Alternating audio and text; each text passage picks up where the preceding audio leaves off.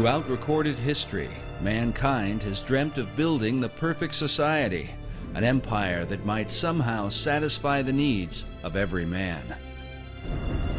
An ancient legend casts the shadows of one such society that is said to have existed long ago. 2,500 years ago, the Greek philosopher Plato set down a dialogue called the Critias. He recounted the story of an ancient Greek poet and statesman named Solon. Solon had journeyed to Egypt in search of wisdom to help the government of his beloved Greece. The Greeks had been beset with factions and troubles, so Solon took counsel from the priests of the city of Sais. An old priest told him, "O Solon, Solon, you Greeks are never anything but children. There is no old opinion handed down among you, nor any science that is white with age." The old priest then proceeded to tell him the story of the lost city of Atlantis. In the centuries that would follow, scholars and researchers have debated whether Plato's Atlantis was intended to be an account of real history or simply an allegorical myth.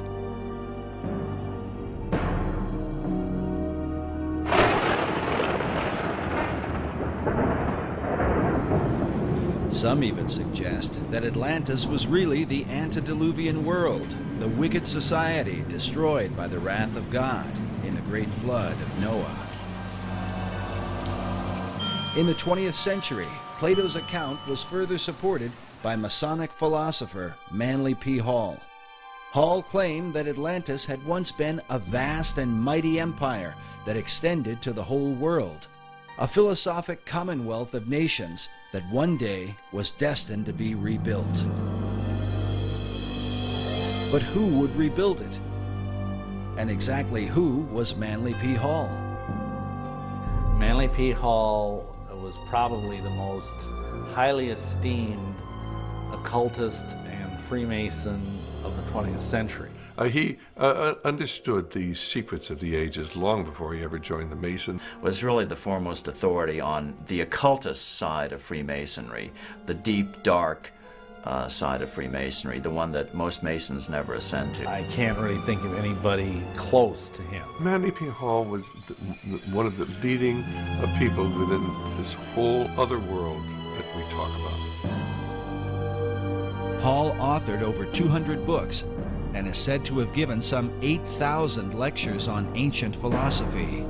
He is perhaps most remembered for his contribution to the mysterious Brotherhood of Masonry. Upon his death in 1990, the Scottish Rite Journal, a Masonic publication, noted that he was often called, quote, Masonry's greatest philosopher. Among his teachings was that contained in Masonry and all the secret orders was the ancient wisdom of lost Atlantis. Hall wrote that for more than 3,000 years, secret societies had been laboring to create a background of knowledge necessary to the establishment of an enlightened democracy among the nations of the world. According to Hall, these societies could be traced back to ancient Egypt and had for centuries known of a secret place hidden from the eyes of common men, a place that would one day be revealed. In the 17th century, as settlers were colonizing the New World, Sir Francis Bacon, the leader of secret societies in England, set down his classic work, The New Atlantis. While archaeologists and treasure hunters have searched the globe looking for the lost continent, 400 years ago, Bacon, like many of his contemporaries, believed that Atlantis was America itself. Well, Bacon, to me, was really fundamental in the American colonizational scheme and its connection to the new Atlantis concept. He was trying to lay a foundation for what could be accomplished in the New World. While the Atlantis of Plato was a mighty empire known for the philosophy of its kings, Bacon would write of a nation governed by scientific achievement, filled with marvels and wonders never before seen. Bacon was talking about this new nation, talking about submarines, talking about unimaginable weapons of war, talking about flying machines and tall buildings. How did he come into possession of this knowledge? Did Francis Bacon outline the course of the New World before its time? And if so, by what power was he inspired to do so? While there are no states or cities that bear his name, his mysterious influence has compelled some to call him the real and true founder of America. His founding of America was really through other people who were following his work, following the program he'd laid out. Bacon was the head of Freemasonry and Rosicrucianism. He had a huge influence through being the chief of the Rosicrucian fraternity at the time. He had a huge influence on the birth of modern Freemasonry. And many of those Rosicrucians actually went into Freemasonry at that time to lift it up to its new level. And Freemasonry has a major influence on the founding of America. While many of the early settlers came to work the land for the cause of religious freedom, there were with them secret societies who came to the New World with another agenda. Secret societies came to America shortly after the Pilgrims arrived, and they were sent by a man named Sir Francis Bacon. You get this very strange mixture of people, many of whom understood even then the advantage, spiritually and otherwise, to having secret orders. Unless you understand the influence of the occult societies on the development of America, on the establishment of America, upon the course of America, why you get completely lost studying our history. And they were the ones through which this work was being put into operation in England, in Europe, and eventually in America and the world. So that America then could be used to lead the world into the philosophic empire. You understand that America was founded by Christians as a Christian nation. However, there were always those people on the other side who wanted to use America, use our military power and our financial power to establish enlightened democracies throughout the world and restore lost Atlantis. Yeah, maybe Bacon had it right. Maybe Atlantis is not something yet to occur, but maybe it's occurring right now in America. In his lifetime, Sir Francis Bacon referred to himself as the herald of a new age. He promoted a new universal order for the whole world. Can this be what early American founders referred to with the words Novus Ordo Seclorum, the new order of the ages? And does this vision affect America today? When our founders declared a new order of the ages, they were acting on an ancient hope that is meant to be fulfilled.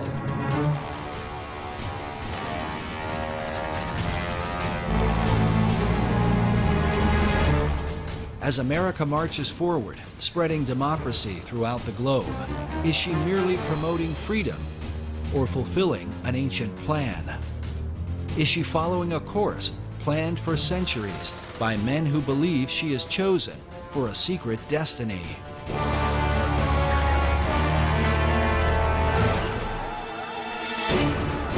To understand the present and possibly the future, we look into the past as we unfold the secret mysteries of America's beginnings. Can America be the new Atlantis?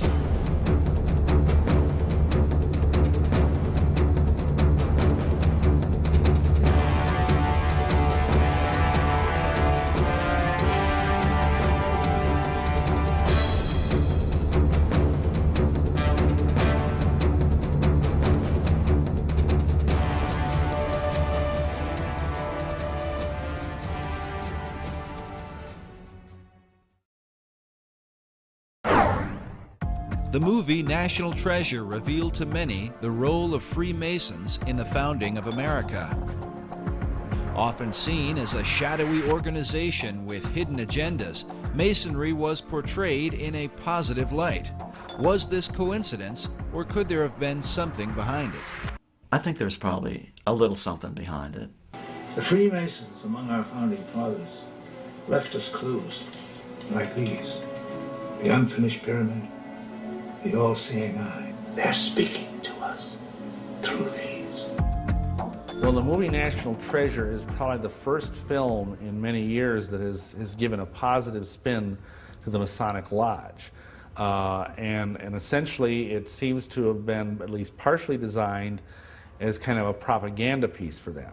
They were basically trying to say that these people who have hidden this secret knowledge of whatever it was, the gold stash or whatever, the Masons, are basically good guys. Because it makes them appear to be this sort of benign, shadowy group that's in the background protecting these important ancient secrets and also protecting this great, massive treasure. It was fairly accurate in its Masonic elements. You can tell whoever made the film either was a Mason, and of course there's a lot of Masons in Hollywood, or else had done a lot of research. Screenwriter Jim Kauf, who developed the storyline for Disney Pictures, claims no Masonic connection, yet some researchers are not convinced.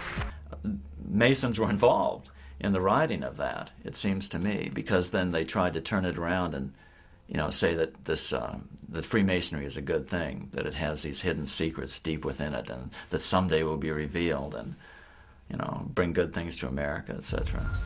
Yet did the filmmakers accurately portray the real secrets of Masonry? The thing I think that's unfortunate about the movie is, other than it kind of glamorizes the Masons, is that it makes it sound like the treasure of Masonry is monetary, that it's this enormous cachet of wealth and gold and jewels and urns and statues and whatever. And really that's not what the treasure of Masonry is. The treasure of Masonry is esoteric wisdom. It is, and it is what Masons believe, it is the secret of eternal life and immortality. And that's an entirely different thing. Conspiracy theorists have suggested that the film was intended to mislead, but the question remains, if Masons were involved in the making of the film, what would motivate them to tell a story about a society sworn to secrecy? I think Masons have been pretty desperate over the last couple decades. They've taken a lot of hits, due in at least part to my books, and their membership is declining fast. Men love secrets, and that's just a basic truism. And so if they advertise that through a popular movie, you know, maybe it would generate a little more interest. On one level, the film, I think it does some good in that it does educate people about the origins of our country and the fact that the origins of our country was very much steeped in Masonry. But on the other hand, I think it misleads about the benign nature of Masonry's involvement, and also it misleads by defining the nature of what Masonry has been guarding for the last 3,000 years. But what has Masonry been guarding for the last 3,000 years? The real history of the craft, as it is called, varies from one source to another, and is a continued thorn of controversy. Masons claim biblical origins dating back to Tubal-Cain, the first craftsman, as well as Nimrod, who built the Tower of Babel and founded the ancient city of Babylon. King Solomon plays an important role, as Masons are said to have been the builders of the Great Temple in Jerusalem. No less important is the influence of Gnosticism, sometimes called the mother of Masonry. According to Masonic historian Albert Mackey, Gnosticism is where Masonry gets the mysterious letter G, as seen here in the midst of the Masonic square and compass, a symbol that often adorns Masonic tombstones.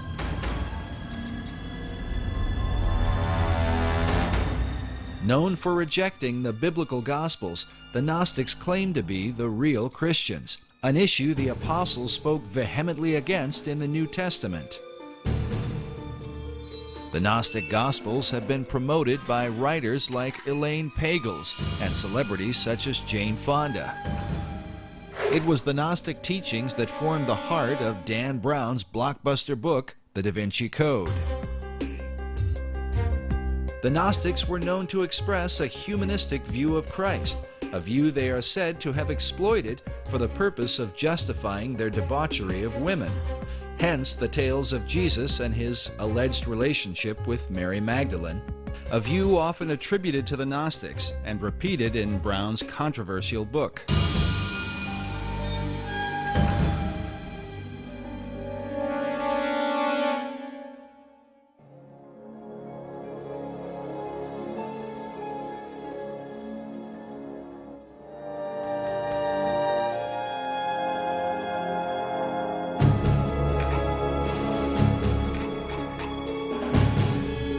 but Masonry's most popular debates, especially with films like National Treasure and books such as The Da Vinci Code, Born in Blood, and Holy Blood, Holy Grail, seem to involve the mysterious Knights Templar, whose connection to Freemasonry is often seen at the Rosslyn Chapel in Scotland's capital city of Edinburgh. A place that not only reveals much about the Templars and Masonry, but within may be secrets to the founding of the New World. But whatever the connection or controversy, most Masons trace their craft back to the mysteries of ancient Egypt. Egypt is like pretty much the proximate fountainhead of all esoteric mystery teaching. After the example of the Egyptian craftsmen, the Masons carved their own imagery in the great structures of Europe. Secret signs and symbols were embedded into their work, the meaning of which was to be hidden from outsiders. These were the craft masons who actually built the temples. If you look at European architecture, you know, all those big cathedrals in Europe, Cologne Cathedral in Germany, Notre Dame in Paris, Salisbury Cathedral in England, all those beautiful cathedrals were all built around the 1200s and 1300s. And it was these masons who knew their business, and they wanted to keep their skills secret. All the great cathedrals of Europe were built by stonemasons who had an understanding of esoteric lore, and they're basically riddles in stone.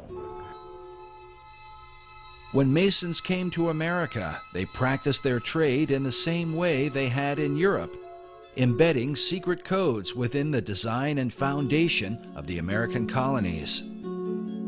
Some believe this may account for the geographic location of the 5 great Revolutionary War cities. In particular, Boston, New York, Baltimore, Philadelphia, and Washington, D.C. have all been built in perfect alignment along the eastern seaboard.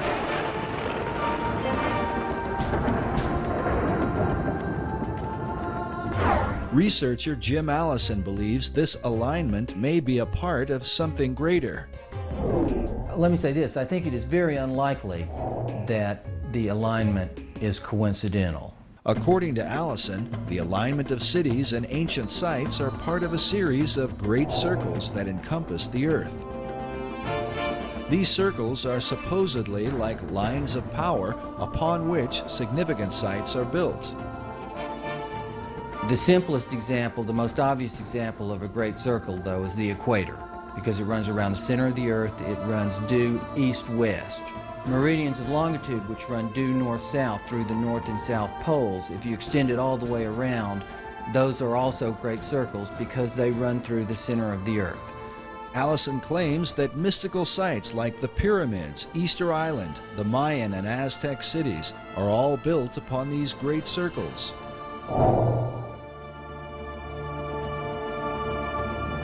In addition, one of these great circles contains the 5 cities that date back to the era of the American Revolutionary War. Washington, D.C., Philadelphia, Baltimore, New York City, and Boston are in fact aligned. They're fairly close together. The distance from Washington, D.C. to Boston is 400 miles. And as a result of that, you can see the alignment just on a flat map, because the curvature of the Earth is not so much over that distance to distort it. But on a three-dimensional map, it's even clearer. But is this just a curious coincidence, or could there be some hidden meaning behind it?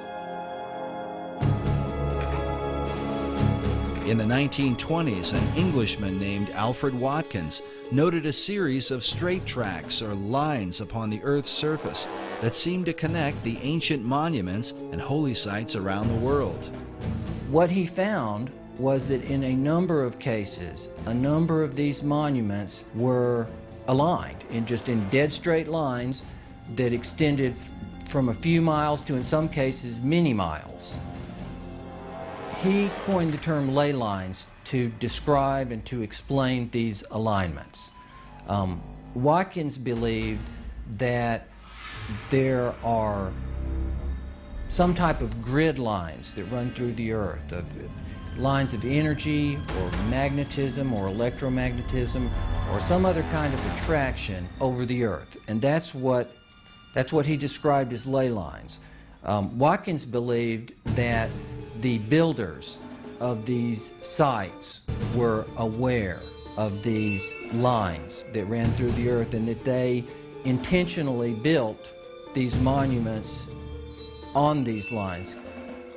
While Watkins' findings were not openly received by all, his views have been most often embraced by members of the esoteric community.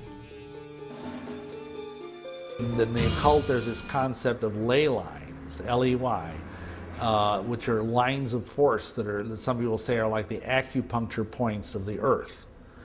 And you always want to build things on a ley line. All of the great cathedrals of Europe are built upon these ley lines, which are like currents of power. These currents of power are thought to have magical significance. Some believe they act as portals for spirits to travel to and from the ancient monuments that fall within these alignments.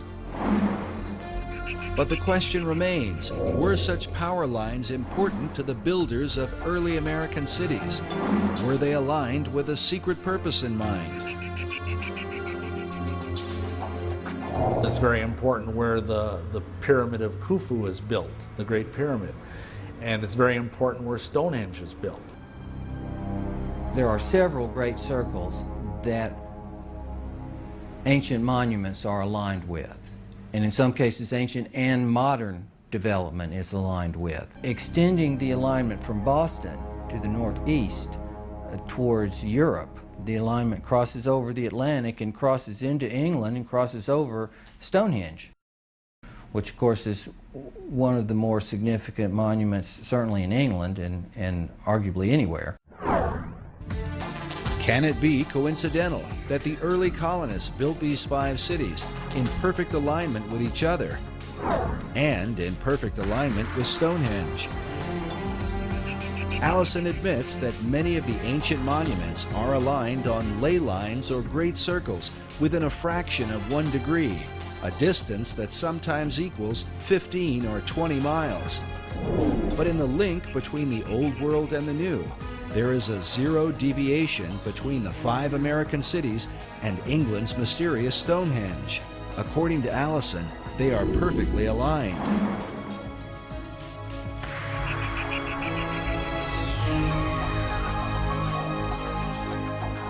Can such a perfect alignment be unintentional, or the result of some natural attraction of ley lines in the Earth? There's some dispute about that amongst people who studied these ley lines as to whether the builders were aware of an attraction and they built it for that reason, or whether there was possibly an attraction that they were unaware of, but nonetheless caused them to build these sites in alignment. But the simple fact is they are aligned. But the evidence continues. America's capital city, Washington, D.C., is said to be positioned on the 77th meridian west, considered a sacred location referred to as God's longitude. In his book, Marking Time, author Duncan Steele argues that the early expedition of Sir Walter Raleigh, known for the lost colony at Roanoke, was not quite the failure it seemed to be. Raleigh's intent, according to Steele, was not really to establish a colony, but rather to capture God's longitude by locating the 77th meridian. The goal of the occultist who understands these concepts is to have things exist within the sacred harmonies of the earth. And if indeed they believe that the 77th meridian was somehow very sacred, then it would be incredibly important for them to plant their flag there. In Washington, D.C. is even found Meridian Hill, said to mark the precise location of the sacred longitude. Raleigh himself was a member of Bacon's secret society in England. Was he sent on a mystical journey so that America might be designed according to esoteric principles from the beginning? and how many others came ashore as a result of the Baconian influence. The Rosicrucians came ashore very early on in the founding of the New World. The Masons were also there from the beginning, and I think from very early on, this if you will, cartel, this occult cartel of various groups, basically had it as their goal to establish a society on this continent that was wholly given over to esoteric goals.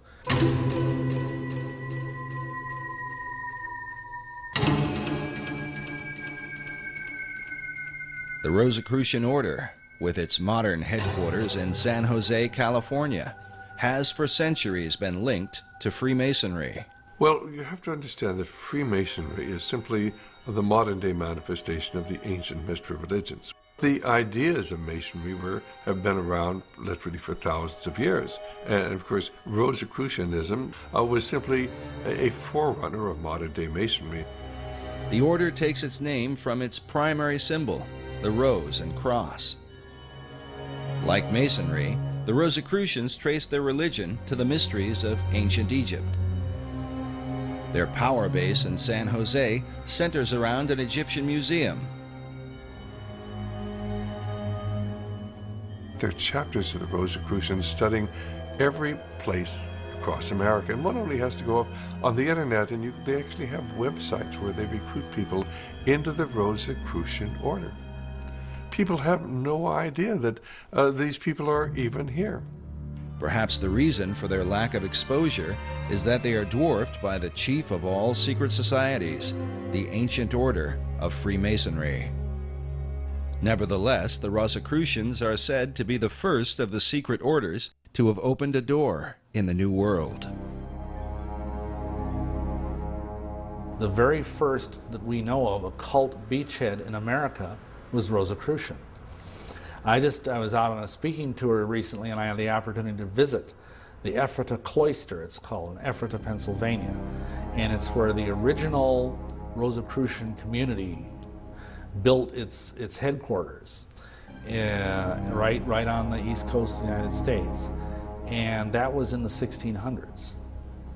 And right about the same time that Christianity was establishing its beachhead in America, so was the Rosicrucian order. In the 16th century, Sir Francis Bacon had become the chief of the Rosicrucians in England. Researchers believe that Bacon sent members of this society to America to launch his esoteric empire, the New Atlantis. This 1910 Newfoundland stamp commemorates Bacon's early influence. It reads, "Lord Bacon, the guiding spirit in the colonization scheme." I know that Rosicrucianism today holds Bacon in highest esteem as an active transmitter of the secrets. If you go to the AMORC, the Ancient Mystical Order of the Rose and the Cross, the Rosicrucian Order Center in San Jose, Bacon is everywhere.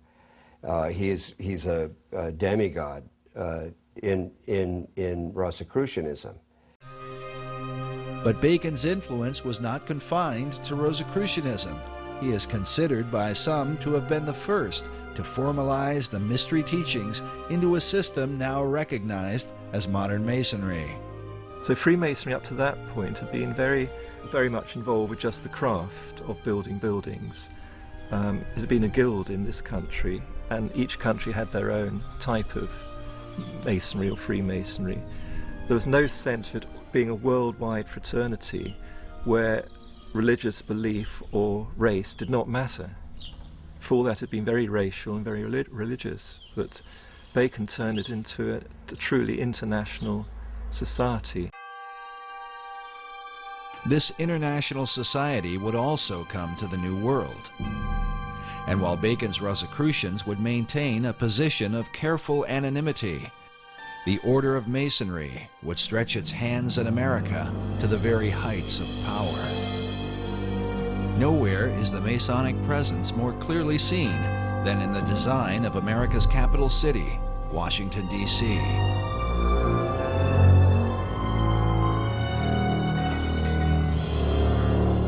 yes, Washington, D.C. is completely based on Masonic architecture. The whole architecture is laid out in an occult manner with Masonic symbology. Every major building in Washington, D.C. has a Masonic plaque on it. I mean, the Masons have permeated, and the other secret societies have permeated our society since the very beginning. In his book, The Secret Architecture of Our Nation's Capital, author David Oveson confirms the esoteric influence of Masonry in the design and building of Washington, D.C. Oveson reveals the occult ceremonies surrounding the laying of the city's cornerstone, a ritual that involved the father of the nation, George Washington. 200 years later, in a ceremony commemorating this event, Senator Strom Thurmond, himself a 33rd degree Mason, is pictured alongside the cornerstone upon which is carved a Masonic square and compass. If you either look at the map of Washington, D.C. or try and drive in Washington, D.C., you think it must have been designed by a nutcase. But actually it was designed by a Freemason, a French Freemason named L'Enfant. I think Pierre Charles L'Enfant was his name. And it's full of esoteric symbolism. Oveson writes that, like the pyramids of Egypt, the entire city was built in alignment with the stars, and suggests that the hidden purpose for the Masonic rituals is that America might be empowered by the gods of the ancient world. Can this be the reason for the pagan god and goddess images that have come to represent America? Tradition often claims that America was founded as a Christian nation only. But if this is the case, why are its symbols those of the pagan religions rather than images of Christ, the apostles, and stories from the Bible? Well, I think that this is where the great confusion comes in. America was founded as a Christian nation, but it was also founded as an occult nation. And there have always been two parallel forces here in America. One the Christian, one the occult, dating back into the 1600s. And until you understand that, you can't understand anything going on in the world today. The conflict between Christianity and the occult has compelled some to reject entirely the influence of God in early America. In February of 2005, CBSNews.com posted an article titled Our Godless Constitution. In it, author Brooke Allen wrote that our nation was not founded on Christian principles, but on Enlightenment ones. God only entered the picture as a very minor player, and Jesus Christ was conspicuously absent. A chief issue of debate are the very symbols that define the United States. Where did they come from, and what or who exactly do they represent? For many, the answers lie in the secret societies. I mean, you can see their influence on the back of the Great Seal of the United States, where in 1782 they put on a pyramid capped by an all-seeing eye with a slogan beneath, Novus Ordo Seclorum, the new secular order of the world. That was in 1782. It was put on the back of the Great Seal of the United States, hidden there until about 1935, when it was taken off the back of the Great Seal of the United States and put on the back of the American dollar bill, where it is today, symbolizing the influence of the secret societies on America. And you know, there are some of our Christian ministries that want to tell you that a cult symbol is a Christian symbol. It just goes to show how effectively the Christians have been misled, and they've been misled intentionally by people who've infiltrated the Christian movement and have told them, oh, this is a Christian symbol. Well, where in Christian symbology do you come up with a pyramid? Where in Christian symbology do you come up with a glorified eye light? This is all the symbology that everybody who's involved with the occult understands. The glorified or all-seeing eye is known as the Eye of Horus, one of the most important gods of the Egyptian mysteries. Other pagan icons include the Washington Monument, an obelisk normally dedicated to the Egyptian sun god.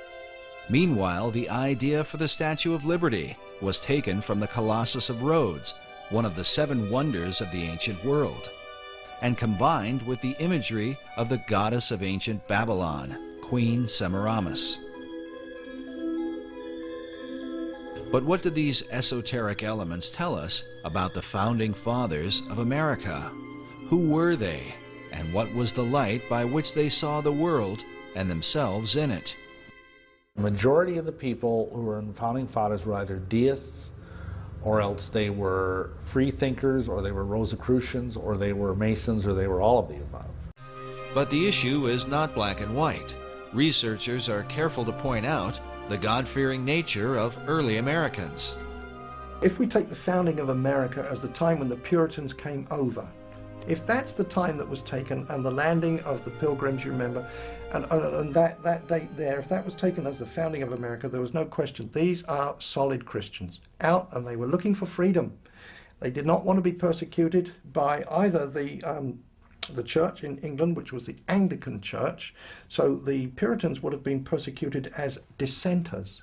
Nevertheless, so if we take that date, that era, when the Puritans came over, they were coming over seeking freedom, religious freedom, and so they wanted to settle the land and build their little churches and worship the Lord as He told us to do, and in the manner in which He told us to do in the Scriptures. That's what they wanted to do. So without question, it was settled in the beginning as a Christian nation, an opportunity to come over freely. Unfortunately, you got other people who wanted to do the same thing, but they weren't necessarily Christians.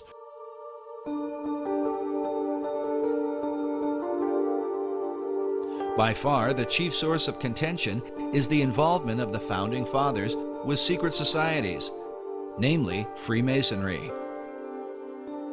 Certainly at the time when the Declaration of Independence was signed, many of these people were involved in Masonry, no question at all about it. But it wasn't because they were dedicated to the esoteric principles of Masonry. Many of these people were strong Christians. In America, initially, the men that were elected, I believe 90% of them were all God-fearing men. People, on the esoteric side want to say, oh, this was a Masonic country. And there's an element of truth in that, because certainly there were many Masons, once America was established, who were working in key positions. I believe the truth is somewhere in between, as it usually is, the two extremes. It's a timeless struggle. Both sides of this power struggle are in full play. The sides of the secret societies, trying to push forth the new Atlantis. And so it doesn't surprise me that most of these men in the Continental Congress or the signings of the Declaration of Independence were Masons or whatever. That doesn't surprise me. It doesn't even bother me, because I know that underneath them is a vast horde of people that were biblical Christians. Masonry's history with America is filled with both mystery and controversy. Because of its secrecy, and because its members are bound by terrible blood oaths, Masons are reluctant to come forward with testimony. It's a secret society. It has always been a secret society. And to reveal anything about these secret societies ensures your death. And people who've tried to expose Masonry, even to this very day, risk their lives in doing it. Yet from the shadows, some light appears. When you actually go into Masonry in the first 3 degrees, why, if you promise that if you ever reveal any of the secrets of Masonry in the first degree, why you'll have your tongue cut out, and you'll be buried in the sands of the sea up to the level of your neck at the level of low tide. And at the 2nd degree, I believe they cut out your heart, and the 3rd degree, they're going to cut out your entrails and burn them.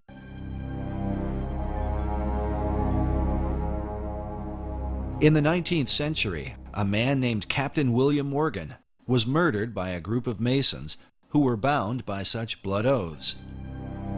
Well, Captain William Morgan was a guy up in Batavia, New York in 1826. He was the first American to publish the first 3 degrees of Freemasonry, of the Blue Lodge. The things you had to say, the oaths you had to take. And Masons didn't like that very much. Captain Morgan had violated his oath by writing a book to let people know about the terrible oaths of this terrible society. Feeling a responsibility to the Masonic Brotherhood, 3 members of the order kidnapped Morgan to make him pay for exposing the secrets of Masonry.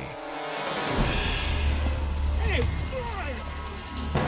stop this! What is this? This is ridiculous! Stop! He was captured by a group of Masons and taken and killed. And later on, the perpetrators made deathbed confessions of it all, so it was all very well known. Of these deathbed confessions, at least one has survived, given by a man named Henry L. Valance, whose insight into Morgan's final moments provides a heart-wrenching account. While Valance was never brought to justice for the crime, his final confession revealed a conscience haunted by a lifetime of guilt. If the mark of Cain wasn't upon me, the curse of the first murderer was. The bloodstain was upon my hands and could not be washed out. Valance revealed how a council of 8 Masons had condemned William Morgan to death. Council. They made a decision and decided your fate. Are you ready to pay for your betrayal? Talk to me, man. I've done what was right. And how Morgan had pleaded for his life on behalf of his wife and children. He commenced wringing his hands and talking of his wife and children, the recollections of whom in that awful hour terribly affected him. Please, my children, my wife. His wife, he had said, was young and inexperienced, and his children were but infants. You should have thought about that before you turned us in, before you wrote the book. May God have mercy on your children, because we will not have mercy on you.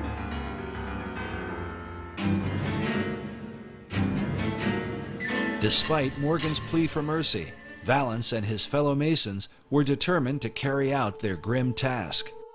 They gave Morgan time alone to prepare himself to die. How Morgan passed that time, said Valance, he could not tell, for everything was quiet as a tomb within.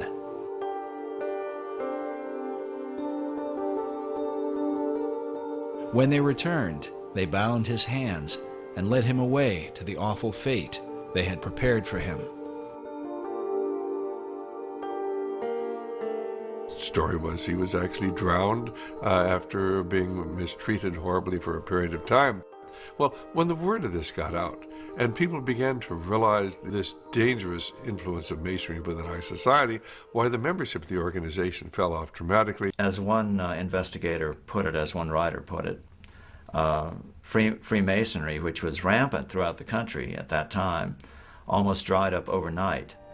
The public outrage over Morgan's death was profound, but when those who had murdered him were sought out, the people of the United States discovered that justice was not so easy to obtain. The reason was given by the Reverend Charles Finney in his book, The Character, Claims, and Practical Workings of Freemasonry, first published in 1869. Finney was a former Mason who lived through the Morgan affair.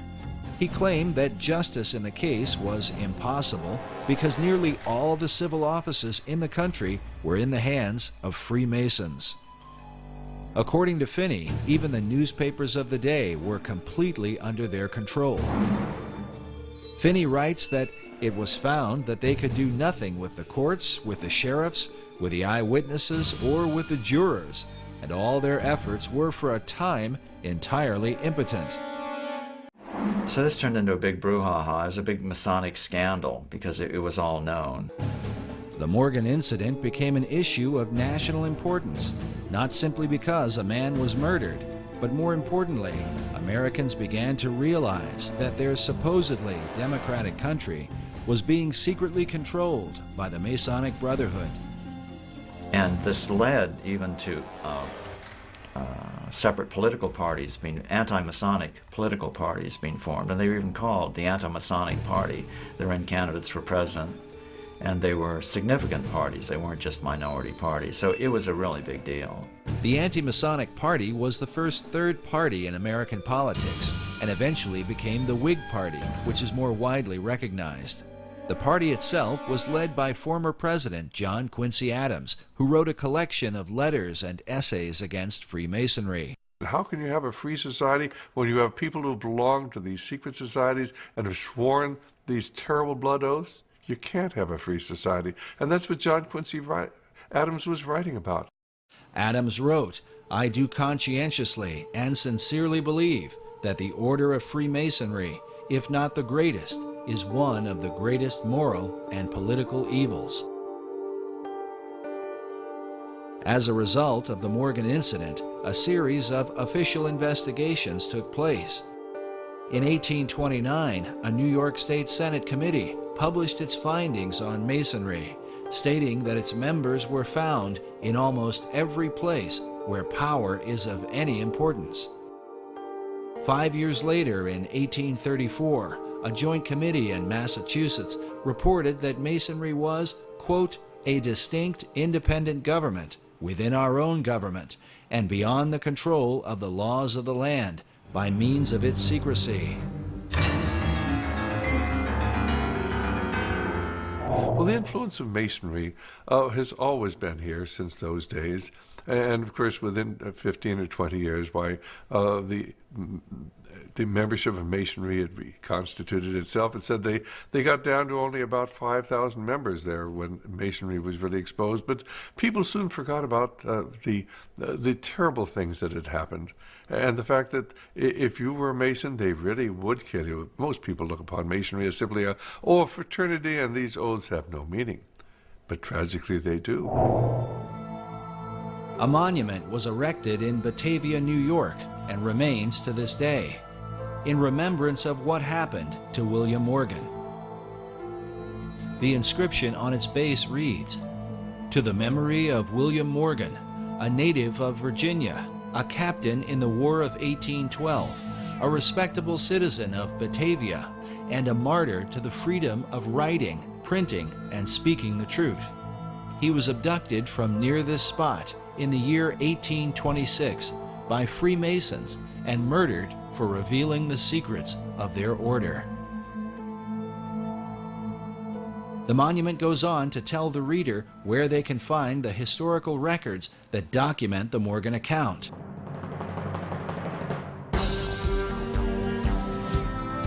Why would the citizens of Batavia have gone to this length? Crimes are committed every day, and people sometimes murdered. Why draw attention to William Morgan? Did they desire to warn future generations? Was it because the people of that time recognized, as Charles Finney asserts in his book, that America was being controlled by Masons from behind the scenes? But for what cause? For greed, power? Or is the answer most likely found in the great Atlantean plan?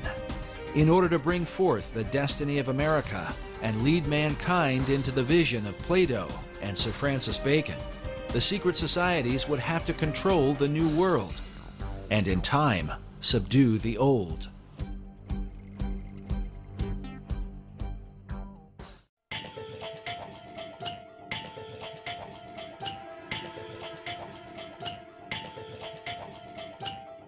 But how to bring about this utopian empire? In his writings, Sir Francis Bacon called for a universal reformation of the whole wide world. To bring about this reform, some believe the secret societies launched a world revolution. People do not understand that our revolution was the first in a series of revolutions that began in 1776 and extended right up until the Cuban Revolution in 1959 when Fidel Castro came to power. And this is a series of revolutions to transform the world. While most Americans did not fight the War of Independence for the cause of global revolution, it is undeniable that secret societies played an important role and that many of America's founders were Freemasons. Many of them were Masons, but they were into Masonry because, of course, this was the only way that they could protect themselves. This was the only way they could keep from being found out. So they were plotting a revolution. They had to have a means of maintaining their secrecy. I think Masonry was, in fact, used as a built-in network, a secret network in which to foment the American Revolution. They didn't have to put a network together, it was already there. All they had to do was sort of ride on the back of Freemasonry to make the American Revolution work. And work it did with the help of Masonic ingenuity, beginning with the kickoff event, the Boston Tea Party.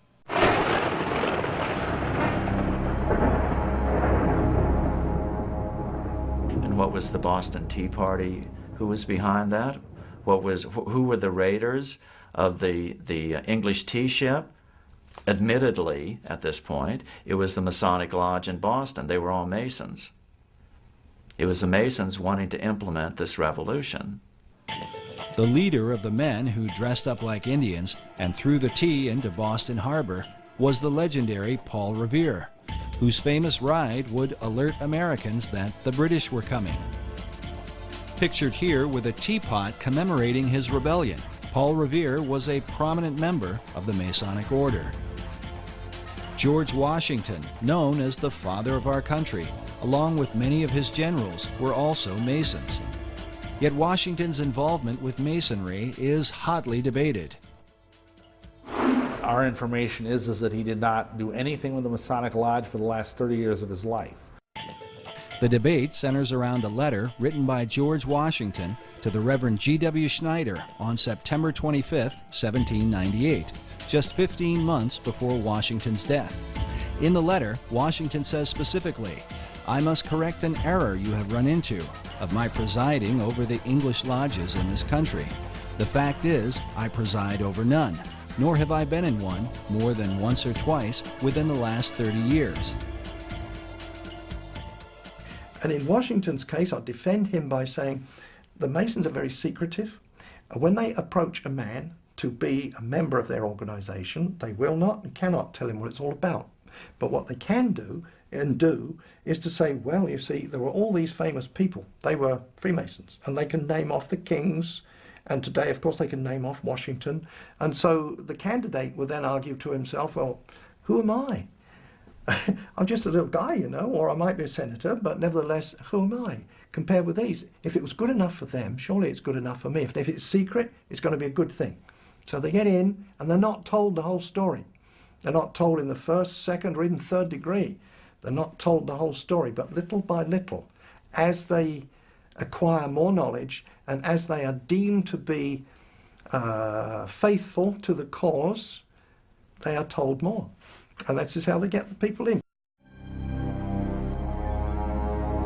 It is only fair to mention that many Masons continue to insist that Washington was very active in the craft. Yet there is no debate about the Masonic membership of Benjamin Franklin, who is deeply involved not only with Masonry, but a whole variety of secret societies in America, in England, and in France. Societies that had everything to do with his success during the American Revolutionary War. Benjamin Franklin is a very paradoxical, complex fellow, as might be expected for someone who was such a great genius. But at times he seems like he's a Christian. At times he seems like he's a scoundrel. At times it seems like he's a Luciferian, and at times it seems like he's a Rosicrucian. He was a strange character, Benjamin Franklin, a sort of a shuttle diplomat between Philadelphia and Paris and London, England. He was, of course, an ambassador in Europe, and when he was over in Europe, he became a member of a group called the Hellfire Club, which was a kind of pseudo-satanic organization in 1700s. It was founded by an English nobleman named Francis Dashwood, and it basically existed as a place where men could gather and have orgies and worship the devil and basically get loaded and do whatever they wanted, under the guise of it being a satanic society.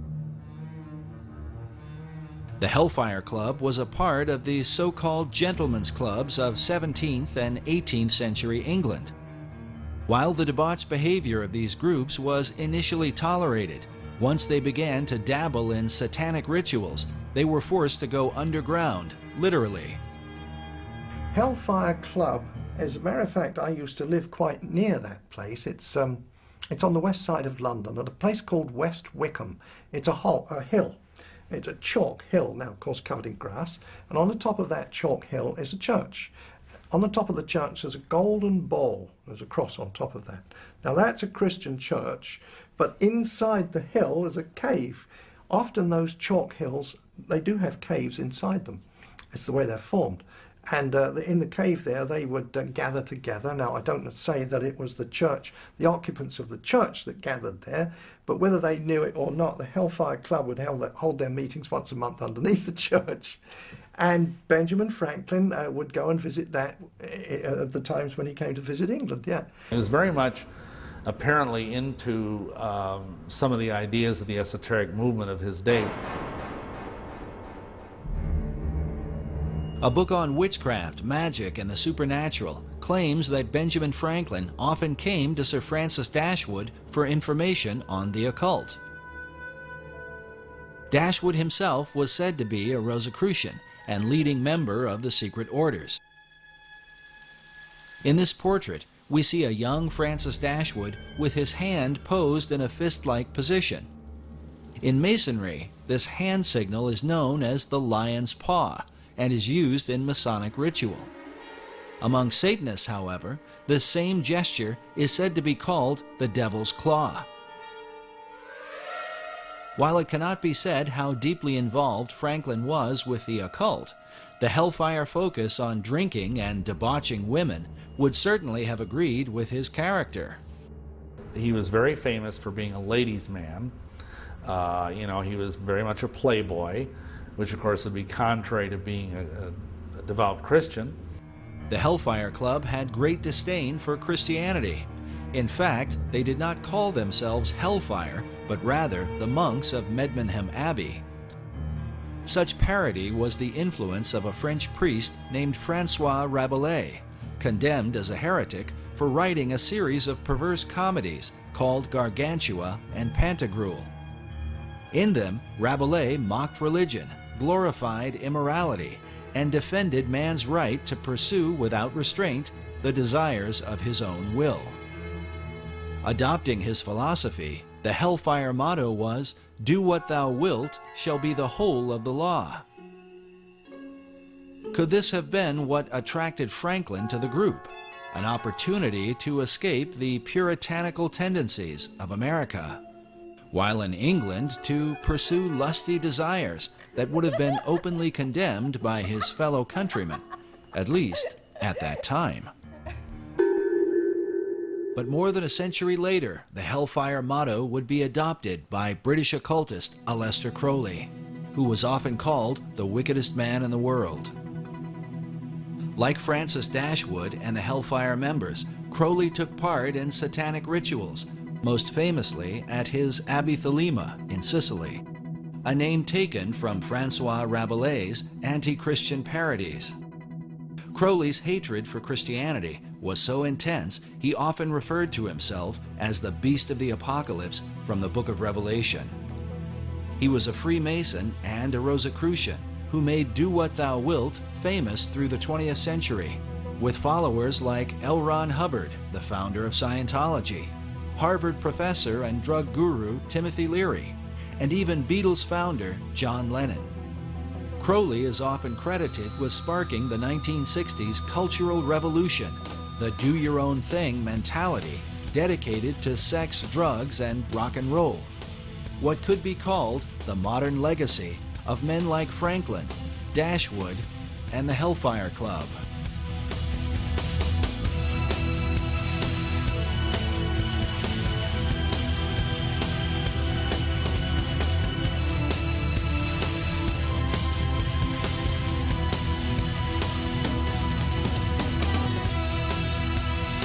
But wait a minute.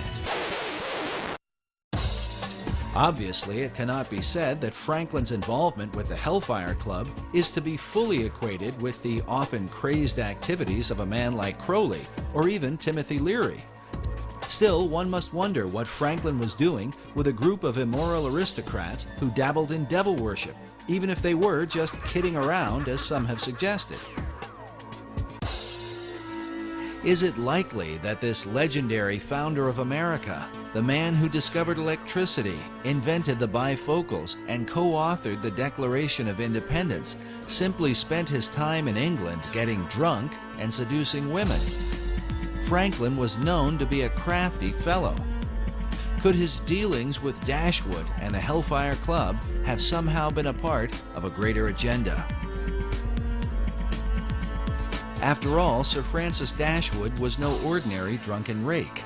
He also happened to be a member of the British Parliament and was a close friend and advisor to King George III, the man the American colonists would rebel against. The Hellfire Club itself were made up of English nobility, some of whom held high offices in the King's government. Was it mere coincidence that these men, close friends of Franklin, just happened to be in power when the British were defeated? In his book, The Occult Conspiracy, author Michael Howard chronicles how Benjamin Franklin came to England in 1758 to discuss the future of the American colonies with Sir Francis Dashwood. Meanwhile, British historian Richard Deacon, in his History of the British Secret Service, claims that Dashwood's Hellfire Club functioned as a center of English espionage. Because of Franklin's many clandestine activities, some involving a British double agent named Edward Bancroft, Deacon and fellow historian Professor Cecil B. Curry speculate that Ben Franklin may have been a covert spy for the British government, known either as Number 72 or with the code name Moses. But was Franklin working for the British? Or were secret powers within the King's own government working with Franklin for the ancient plan of all secret societies, the New Atlantis? Why would British intelligence refer to Benjamin Franklin as Moses?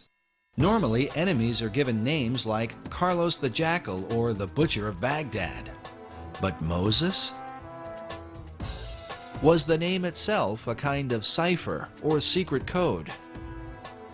Had they already determined that as Moses led the children of Israel from the bondage of Egypt, so Franklin would lead the American colonies to freedom from King George?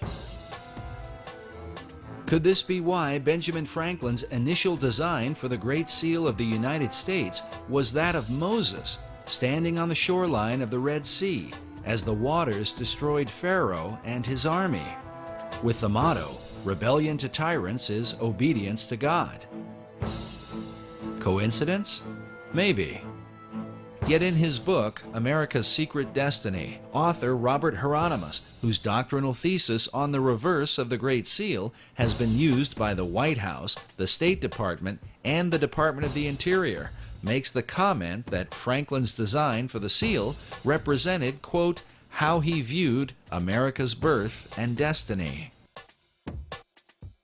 Did Franklin really see himself as Moses, defeating King George, the colonial pharaoh, with the help of Dashwood and the Hellfire Club? An alarming theory. But for British intelligence to undermine King George on behalf of a secret agenda should not be terribly surprising, at least not to the modern American. Consider the conflict between President John F. Kennedy and the CIA during the Bay of Pigs invasion. The CIA reportedly lied to the president on behalf of their secret agenda involving an assassination attempt on Fidel Castro, something that would later lead to the Cuban Missile Crisis. JFK was so surprised at their power, believing it to be a threat to the American people, he vowed to shatter the CIA into 1,000 pieces. Or what about the Iran-Contra affair, where President Ronald Reagan stated emphatically that the U.S. was not providing arms to Iran in exchange for hostages being held by pro-Iranian terror groups? In spite of the wildly speculative and false stories about arms for hostages and alleged ransom payments, we did not, repeat, did not trade weapons or anything else for hostages. But Reagan soon returned with an apology once he learned that, yes, the U.S. was illegally selling arms to Iran, an enemy country. The profits from the sales were then being used to finance a secret CIA operation involving the Contras in Nicaragua. As with JFK, Reagan claimed that he had been manipulated and lied to by secret powers within the intelligence community. It's going on that had been kept from me in various covert Mr. operations. President, did they deceive you? You didn't answer whether Poindexter and North deceived you. Presidents Reagan and Kennedy were humiliated at being the most powerful men in the world who were unaware of what the hidden powers in their own government were up to. Well, at least in the case of Kennedy. It was later revealed that President Reagan knew more about the covert actions of the intelligence community than he had let on. After all, his vice president, George Bush Sr., was the former head of the CIA and a member of an elite secret society known as the Skull and Bones. Some find it interesting that while in office, President Reagan was made an honorary 33rd degree Mason. Since then, America's presidents have all been members of secret orders, including Skull and Bonesman George W. Bush, whose war on terror is said by some to have sparked the beginnings of World War III. Bush claimed it was the CIA who provided the information about weapons of mass destruction that ultimately led to the war in Iraq. As of the making of this documentary, that information has turned out to be false. An intelligence error? Maybe. Or perhaps the same powers that were working in the days of Benjamin Franklin have never really ceased to function. Is it just a coincidence that the war on terror has provided the opportunity to spread democracy to all the world? And this is what people don't understand, as our president talks about how we want to bring democracy to all these countries of the world. Well, why doesn't he want to bring a republic to these countries? We were a republic. We were never a democracy.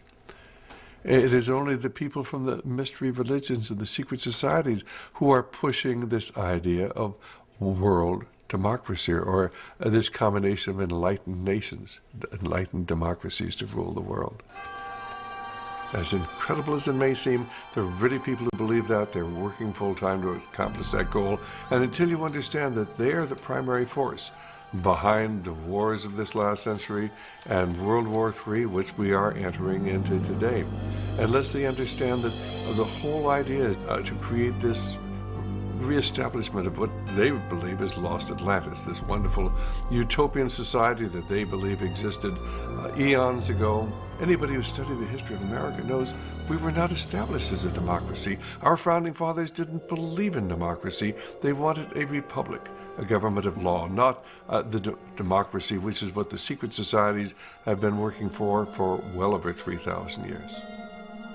Could this be the secret behind what's happening in the world today?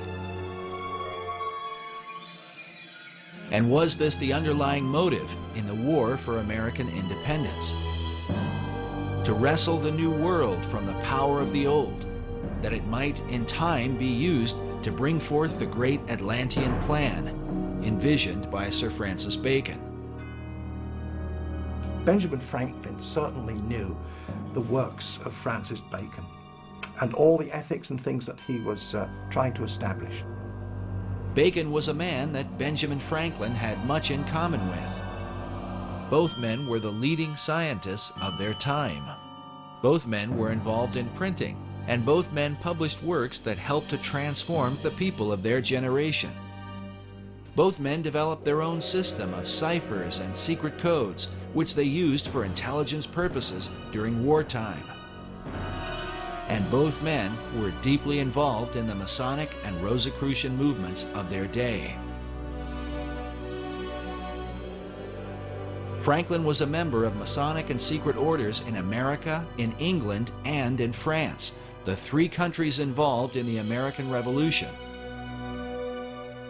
But some researchers argue that his influence in France truly demonstrates his loyalty to a plan that looked beyond America, to a global revolution. He was the master of the Lodge of the Nine Sisters, Neuchoir, the Lodge of the Nine Sisters right in Paris, and that's where the revolution started, incidentally.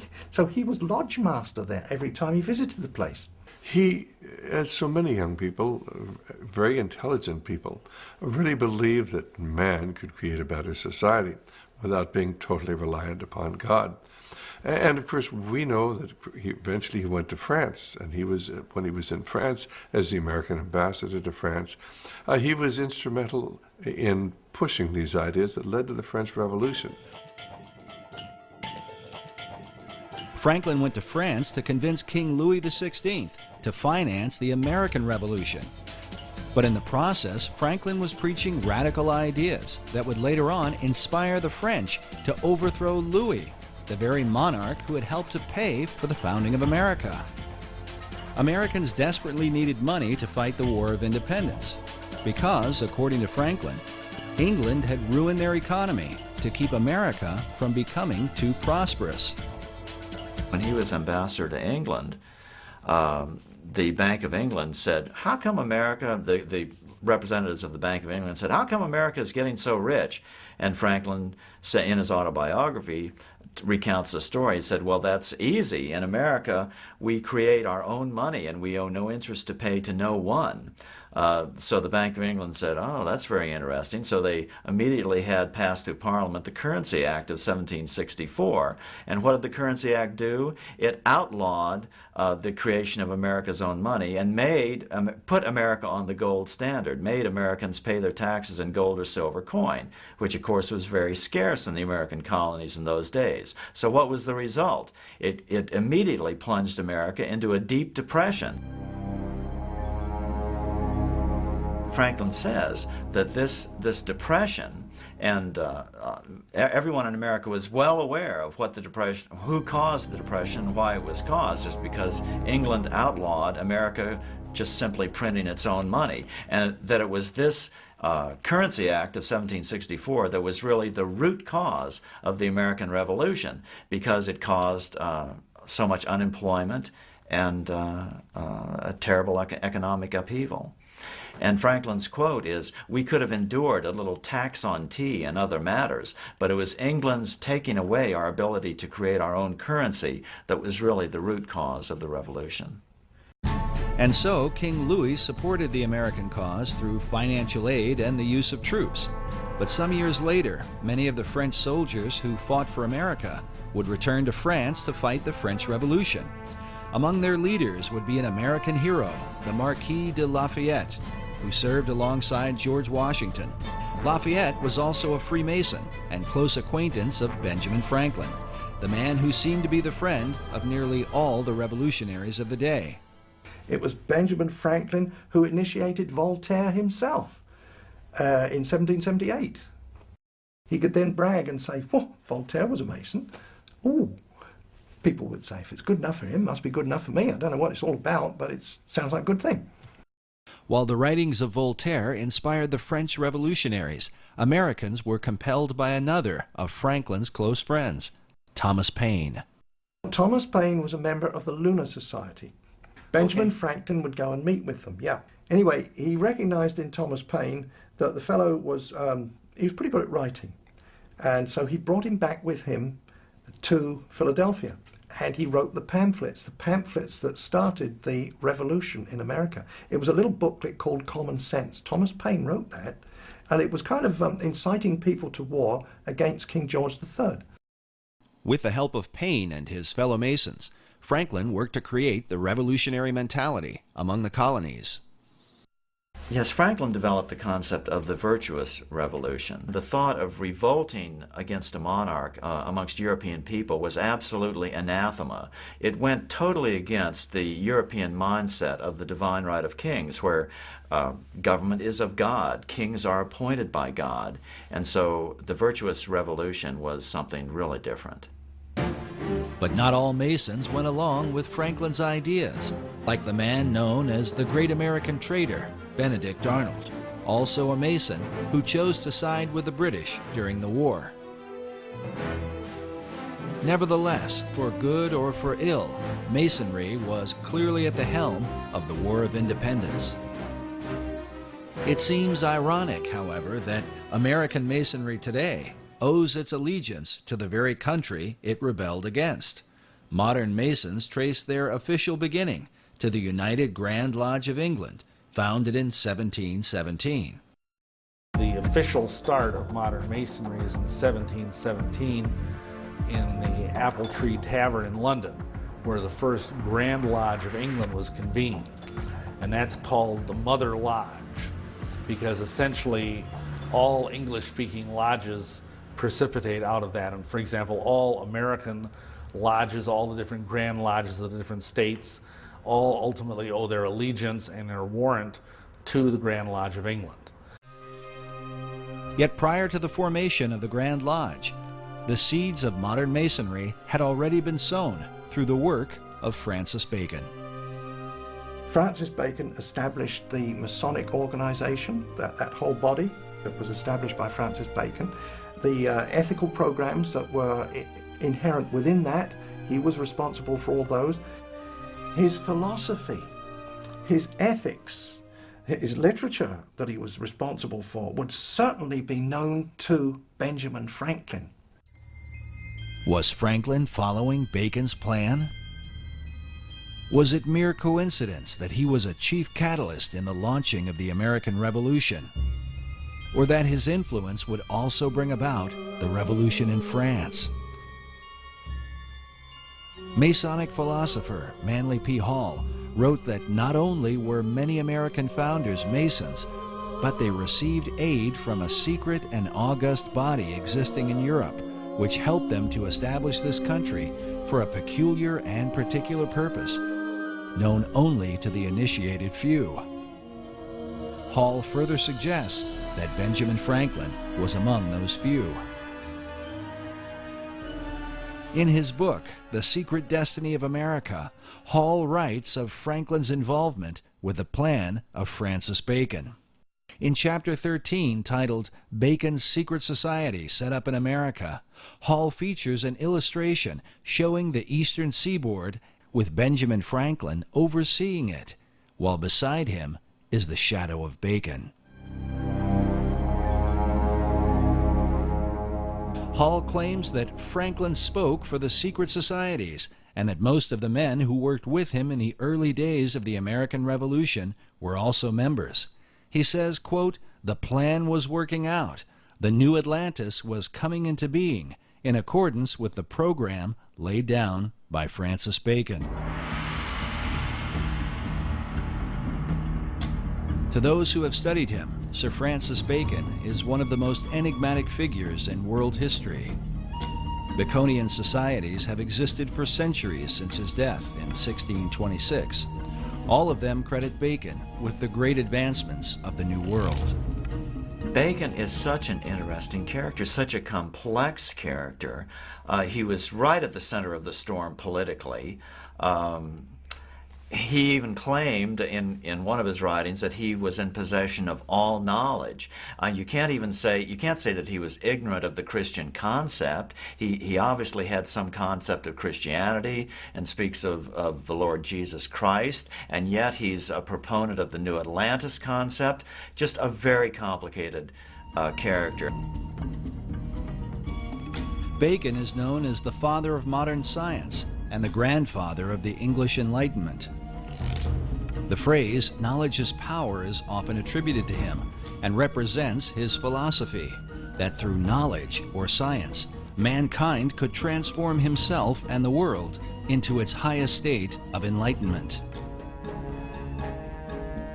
His dedication to science and learning led to the birth of England's premier scientific organization. When the Royal Society of England was formed in 1662, they named Bacon as their model and inspiration. There's a book written by Thomas Sprat, who was the first president of the Royal Society. So this goes back to the early 1700s, and he wrote a history on it.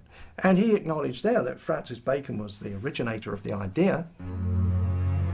Yet even beyond the Royal Society, 20th century historian Will Durant wrote that the whole tenor and career of British thought have followed the philosophy of Bacon, a philosophy brought to America and furthered by some of her most influential leaders. Thomas Jefferson considered Francis Bacon one of the three most important men in history, along with John Locke and Sir Isaac Newton. It is even said that Jefferson believed he was fulfilling Bacon's dream for a new Atlantis by founding the United States. As a result, nearly all Baconians credit Bacon with the founding of America. This painting, once owned by Baconian author Marie Bauer Hall, shows the North American continent with the spirit of Bacon rising from the midst. Above his head is the all-seeing eye of Horus in the midst of a triangle, while upon his cloak is the rose and cross, the symbol of his Rosicrucians. Despite these things, little is mentioned about Lord Bacon in the history books of America. There are no states, cities, towns, or schools named after him, which begs the question, other than Benjamin Franklin and Thomas Jefferson, which of the founding fathers did he really influence? Which of those founding fathers were most influenced by Bacon's work? I would suggest it was all those who were Freemasons. Well, I think probably all the first presidents of America who were Freemasons, you could say, were influenced by him because of the influence that went into Freemasonry, but by Bacon. But I expect some were more influenced than others, or more inspired than others, and some may not even have known that Bacon was behind it all, in the sense of an inspirer. But maybe they all did. I mean, they were pretty intelligent men.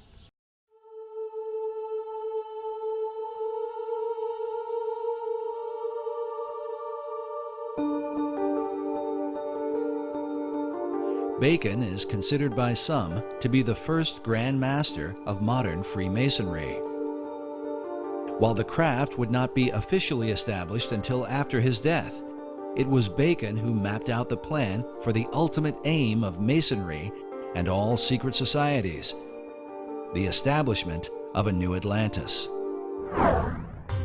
Peter Dawkins is the founder and president of the Francis Bacon Research Trust in England. He has dedicated more than 33 years to the study of Bacon, having written some 14 books about him, with titles such as Building Paradise and Francis Bacon, Herald of the New Age.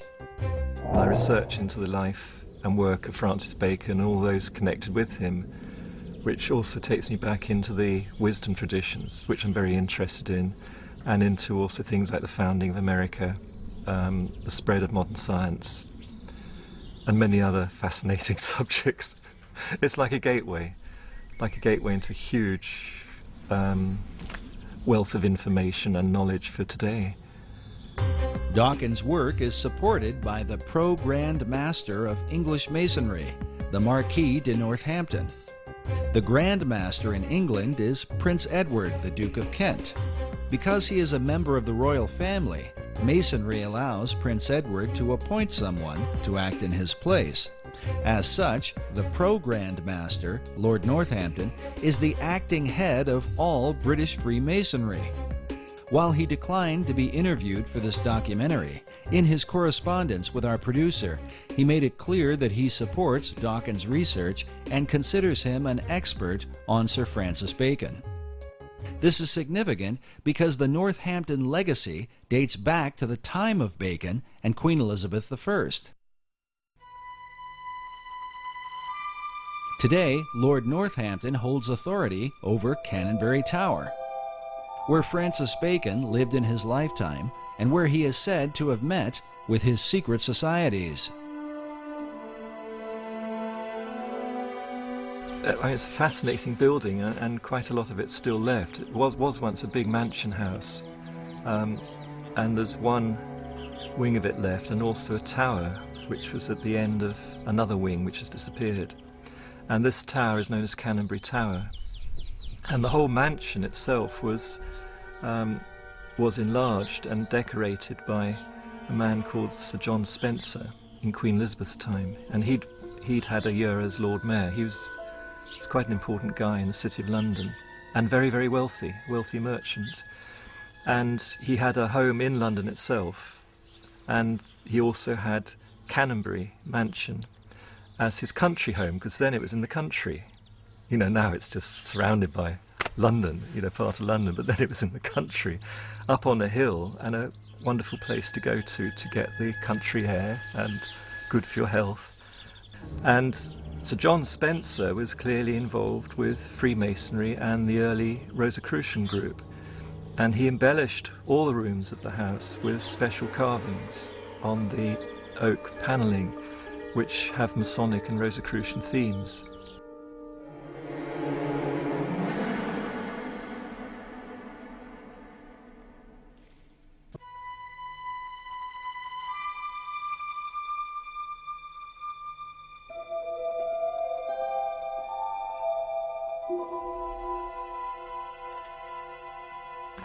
And particularly the fireplaces are done very, very carefully and specially.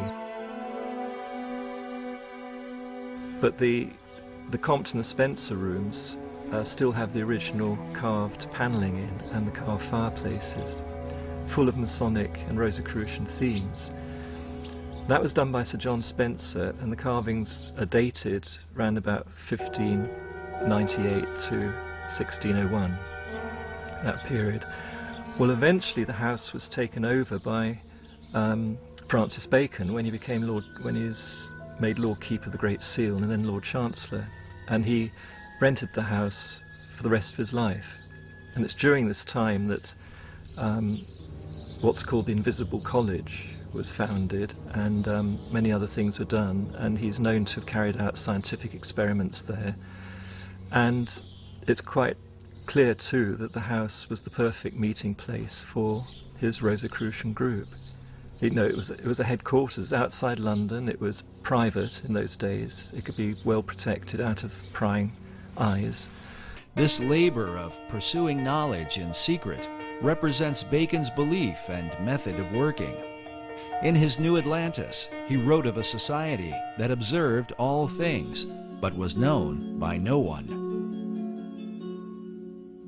The symbolism of Bacon's home at Canonbury Tower, with all its mystery, supports the mystical view of the man, held by Dawkins himself. Well, using sort of Eastern terms, I'd say he was a master, but what in India they call a real master.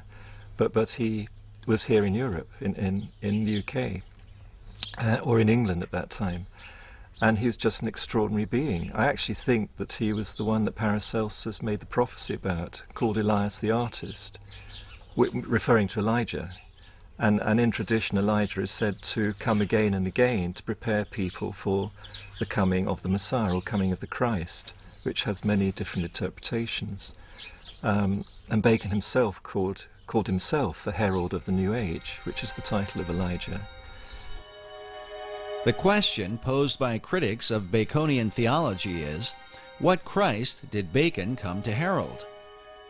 Was it the Christ of the Bible, or the Christ of Masonry and the ancient mystery religion?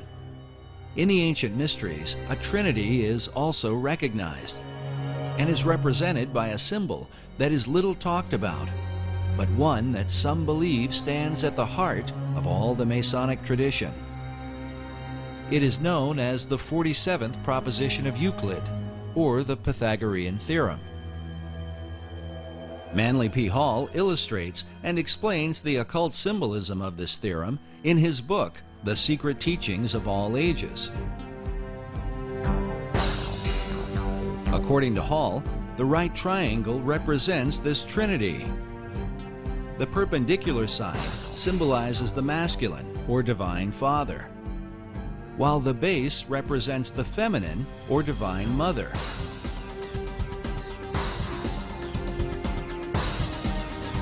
Finally, the hypotenuse is looked upon as the offspring of them both, the divine child, who is sometimes called the Masonic Christ. Was this what Bacon came to herald? a Christ that delivers man through knowledge or science.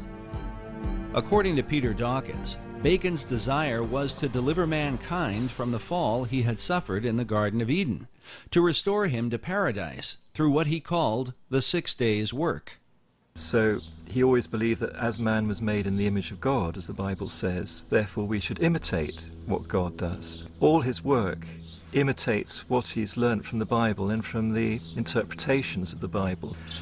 And so the 6 days' work of creation is how to create paradise, because that's in the Bible what's created as a result of the 6 days' work. So he calls his great instauration also the 6 days' work, 6 days' work of creation. And it's all planned out according to what he understood about what those 6 days or stages of creation can mean when interpreted into the human role, what human beings can do. While Bacon based his understanding on the Bible, Dawkins admits that his approach was not through traditional Christian doctrine, but rather a mystical view based in the teachings of Kabbalah. He worked like a Kabbalist. He was a master of the Kabbalah, and particularly the Christian Kabbalah. The Kabbalah goes back through the Hebrews, through Moses, to ancient Egypt, and before that it's said to Enoch, who was the great initiate and king of Atlantis. And it said all the teachings come from Enoch, including this Kabbalah. And Bacon was a great master of Kabbalah. His whole work is based on Kabbalistic principles. While explaining Kabbalah could go on indefinitely, it might be generally called the Jewish version of the ancient mystery religion. In the modern world, Kabbalah has gained popularity among celebrities and is practiced by Barbra Streisand, Mick Jagger, Roseanne Barr, Britney Spears, Jeff Goldblum, Elizabeth Taylor, Paris Hilton, Demi Moore, Winona Ryder, and of course Madonna, who has become a principal spokesman, much to the objection of some traditional Jews. In short, Kabbalah is designed to lead mankind to perfection, where man becomes a godlike being. It is a system that goes hand in hand with the concept of building paradise on earth. Sir Francis Bacon, the great Kabbalist, believed that the pursuit of science, or knowledge, was the way to achieve this great work. Most schoolboys used to know who Francis Bacon was and what he contributed to our knowledge today, and it was the method of science. Well, his first most public and fundamental effect he had was to form the basis of modern science, which is the experimental method. So he promoted what Socrates had also promoted, which was to not just think in your mind and argue, through arguments and so on, which is an Aristotelian method, but actually go out and look what is there in reality, in nature, and study nature and derive your thoughts and ideas from that and base experiments on that to see if they work. Then if they work and if they're useful, and they're proved useful over a length of time, then you might consider you've got perhaps a bit of truth, and then you build on that. Well, up to Bacon's time, most of what one could call science, which was not really properly existing as such, except in the mystery schools, in all university, academia and so on, was just producing arguments after arguments. You see, up until Bacon's day, it was the church that was in control, and in fact the church was in control up until about the 1800s. So the church was in control, but the church hierarchy wasn't necessarily pure Christian. There was a lot of people that were there because they could handle 3 or 4 languages and they had great intellect, but were they Christians? Real Christians? No, likely they were not. They knew their scripture, of course, but they were operating by the world system, and so the world system corrupted them. This corruption extended to their powers of discernment. While the Bible teaches that men should prove all things, many church academics in the Middle Ages trusted in an unsound method of deductive reasoning, based upon a faulty understanding of the Scriptures. And typically it would go this way, to give an example. They would take from the book of Acts where it says, and the gospel was preached to the whole world. That's one statement. Now the common statement that goes with that is, but the disciples and the apostles never went to the whole world. And therefore you could deduce from those two statements that, well, there were no people on the other side of the world to preach to. You see? Well, obviously were, because the explorers found there were people in Australia and Tasmania. Years later they found that. So there were other people on the other side of the world. So you see, they got the wrong deduction using that method of deduction, and that's what Francis Bacon pointed out. He said there's so much nonsense. And so Bacon set out to establish a scientific method, one by which mankind might achieve all knowledge. Through this method, Bacon sought to bring forth a light that would eventually disclose and bring into sight all that is most hidden and secret in the universe. But first, he would have to find a way to overcome the stubborn traditions employed by the academics of his day, who would rather debate than examine. Bacon gives a great example in exasperation. When he was at university, he saw that there were professors and students spent 3 or 4 years debating how many teeth a horse has. Nobody went out to actually count them, you know. They just wasted all that time debating how many teeth a horse has. So he saw that as fruitless, wasn't producing anything good or useful, and humanity just was not evolving, and there's so many people in poverty and sickness. So he wanted to relieve that poverty and sickness, and get us towards a future paradise, a world paradise, not just for the England, but for the world. So he really started the whole principles of modern science, which is this experimental method. And then he had a formula to start with the basics, the physical world, which is physics, physical laws, and then work upwards towards metaphysics and so on. He couldn't talk too openly when it got to metaphysics, because it landed him in trouble with the religions of the time, who were at war with each other.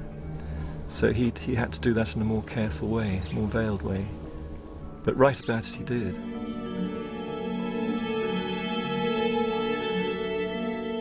Bacon's metaphysical ideas led him into teachings that would have been condemned by both the Catholic and Protestant churches of his day. He is said to have made contact with the spirit realm, and that upon hearing a heavenly voice, he was given his life's work. To protect himself, he kept his practices veiled within secret societies, in particular the ancient Brotherhood of the Rose and Cross. The Rosicrucians had long believed that powers and principalities from the spirit realm possessed secret knowledge that might be used for the benefit of mankind.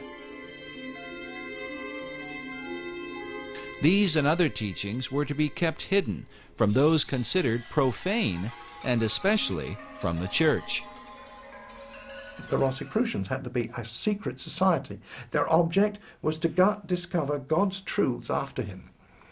But some of their methodology was bordering on witchcraft. For instance, the transmutation of base metals into gold, they claimed they could do it. I don't think so. They claim that they could communicate with angels and demons. Well, in the first place, the scripture tells you not to do it. But their idea was that if you could do that, surely those people, those creatures at least, the angels and the demons, they know a lot of things that we don't know. After all, they've been around since time immemorial, and they are familiar with heaven itself, so surely they can tell us many secrets. Well, the church, you see, would take a dim view of that, and they could be put to death for that sort of thing. The Rosicrucian Society had been formed in England prior to Bacon's birth, in part for the purpose of protecting Queen Elizabeth I. In the 16th century, the conflict between Roman Catholicism and the Protestant Church of England was at its peak. Mary Tudor, the daughter of King Henry VIII, took the throne and earned the title Bloody Mary. They were looking for another heir, and so there were no boy heirs of, or no legal boy heirs of Henry, but he had daughters. And so we have Mary. And Mary was now 37, she was one of his daughters, and so she was installed as queen, and that was just after he died, so that would be in 58. And she was a Catholic, a dyed-in-the-wool Catholic, and she had actually married Prince Philip II of Spain. Of course, he was a Catholic too. So the first thing that Mary did was to repeal those laws which permitted the Protestants to practice their religion. Repealed them and then forcefully put to death as many Christians that were of the Protestant faith as she could find. Within the confines of the data that we have, she put to death 300, so there was 300 martyrs there that we know about in the short 6-year reign that she had. No one was safe from Mary's wrath against the so-called Protestant heretics, not even her own sister. Elizabeth Tudor was also the daughter of King Henry VIII, with his second wife, Anne Boleyn, whom Henry had married after divorcing Catherine of Aragon, the mother of Queen Mary. When she was installed as queen, she put her sister Elizabeth I in jail because she was suspected of being a Protestant, so she went to the Tower of London.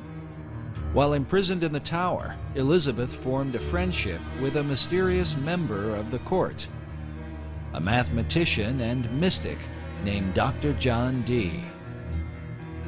He was known in the early Elizabethan days as the real wise man, the magus, and he was into a lot of esoteric study.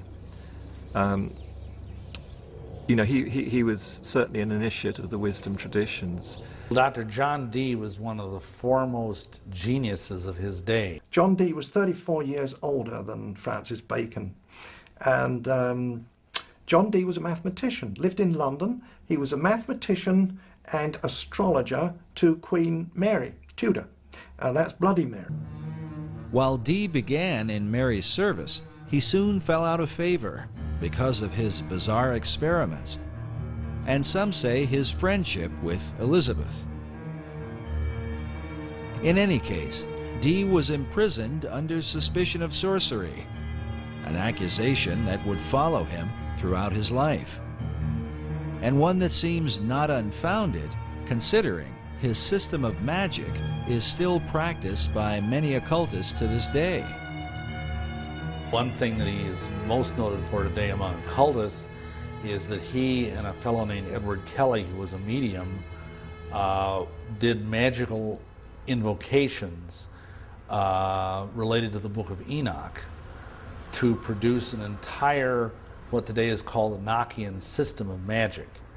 And it's this incredibly complex language and alphabet and cubes and magic squares, and it's extremely complex, and it's very, very powerful. In his quest for knowledge, Dee tapped into the powers of the beyond, hoping to learn secrets from the spirit realm. But that's not to say he wasn't trying to communicate with angels. He did. And they can be contacted and talked with. Roughly it means messengers of God. So that's what Dee was trying to do in his own way. But he obviously was too open about it, so in the end he got persecuted for this. But not everyone saw Dee's dabbling as communicating with angels of God. Dee once wrote that he was looked upon as a companion of hellhounds, a caller and a conjurer of wicked and damned spirits. Yet like Bacon, he practiced much of his craft in secret as an active member of the Rosicrucians in England. Some even credit Dee with founding the modern Rosicrucian movement.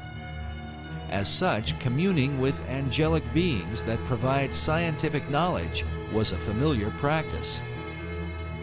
Now, there was a pretty very brief and shady dividing line between what they called scientific knowledge and what we might call outright witchcraft today. It was the demarcation there was very shadowy. This shadowy line was one that Dee crossed many times. Yet for a while, he flourished under the reign of Queen Elizabeth. During this era, some believe that he was a kind of mentor to Sir Francis Bacon. Well, we know from Dee's diary that Bacon made one visit, at least, to Dr. John Dee's home at Mortlake. And when these visits were recorded, Dee was meaning people had come to talk with Dee and discuss esoteric matters with him and to use his library and so on like that. So we know that that's a historical record we have. Otherwise, it's circumstantial evidence.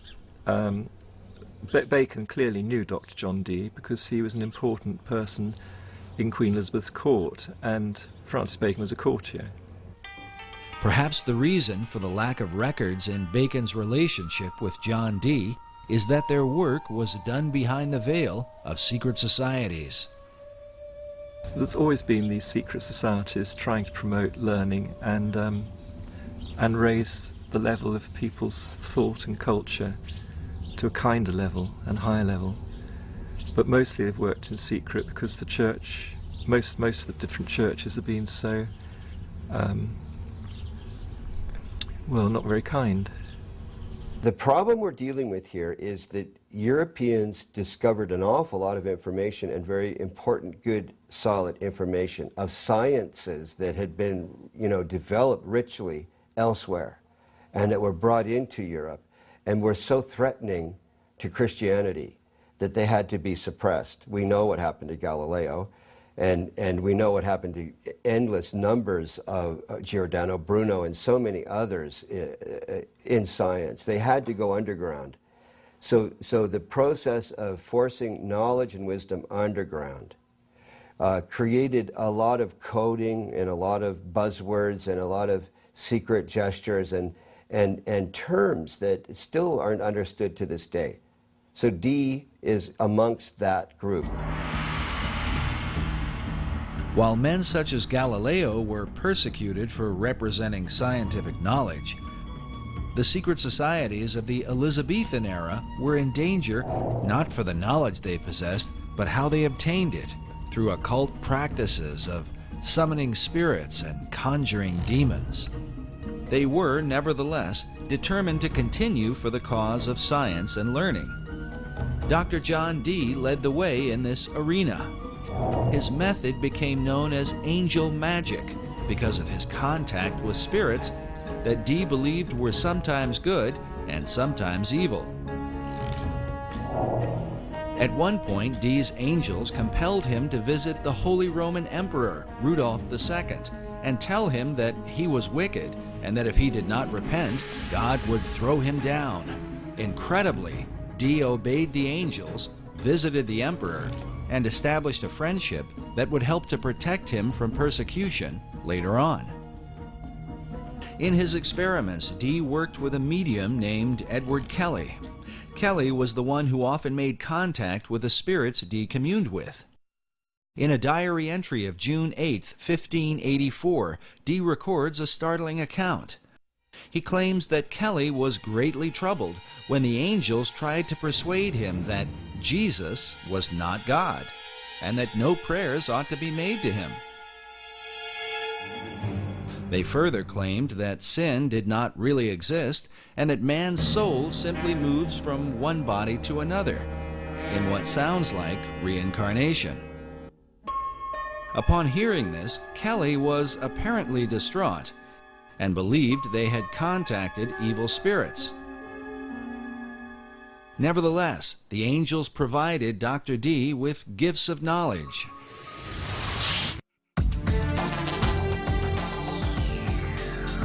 Dee was the first to apply Euclidean geometry to navigation. He built the instruments for and trained the first-rate navigators. He is credited with coining the word Britannia, or Britain, and his influence laid the foundation for what would become the British Empire.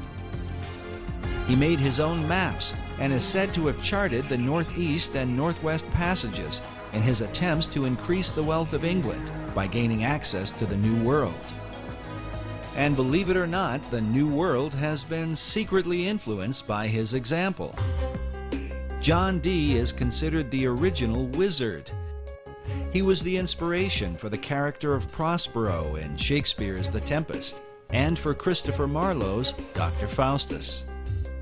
In the modern world, Dee was the role model for J.K. Rowling's Albus Dumbledore in the Harry Potter books, the character of Gandalf in Tolkien's Lord of the Rings, and even Ian Fleming's James Bond. Few people know that John Dee was the original Agent 007 in Her Majesty's Secret Service. Ian Fleming got the idea for his designation 007 for James Bond from the fact that that was how John Dee would sign his correspondence when he was overseas working as a spy for Queen Elizabeth. He would always sign his name 007. And that's where the concept came in for James Bond. Because James Bond was originally intended to be kind of a modern day Dr. John Dee, although it never really developed that way. While Dee's character continues to intrigue, some would argue that compelling the imaginations of literary minds was not his greatest influence. This image shows what appears to be a wizened old man passing a lamp in the dead of night to a younger man in Elizabethan clothing. Baconians believe this old world engraving represents Dr. John Dee passing the lamp of esoteric knowledge and wisdom to his successor, Francis Bacon. Both Bacon and Dee were men of science, dedicated to the advancement of learning. Both men were members of the Rosicrucian Society, of which Bacon would become the chief. Like Bacon, John Dee believed that America was indeed the lost continent of Atlantis. But where did he get this idea? Was it given to him by his angels?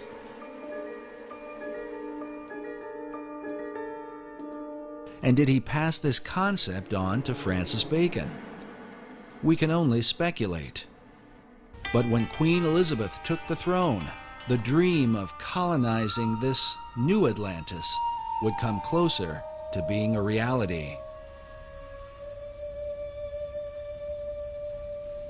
When Bloody Mary, as she was called, this was Mary Tudor, who had been now on the throne and persecuting the Christians, and she died, perhaps ironically, with a false pregnancy. And so when she died in 1558, then after that, Elizabeth I came in as queen. And so there were questions of what day should be chosen for Elizabeth's coronation. The coronation of a new ruler was an important event, the timing of which, it was believed, could determine the success or failure of a monarch's reign. To ensure her good fortune, Elizabeth called upon her old friend, Dr. John Dee. He was the Queen's astrologer, too. He computed the date for her to be crowned. Astrology in those days didn't mean necessarily what we understand it to mean today. There were some odd things about it, but there was a study of the stars, that we would call today astronomy. So they had to know about the movements of the stars and the planets, and they were pretty knowledgeable about that. So it was a strange mixture of astrology and astronomy. So that's what he was doing. It's debatable how the efforts of Dee's astrology impacted the course of England. But when the new queen took the throne, it marked the beginning of an unprecedented era in English history. During this time, the language of the New World would be transformed, ancient knowledge would unfold, and the course of the philosophic empire would be established. The modern world would be changed forever, largely because of Queen Elizabeth I. And she was bright. This was Queen Elizabeth of England, one of the brightest queens that England has ever had. Whether she was a true Christian or not was perhaps doubtful, but at least she did support the Protestant cause and not the Catholic one.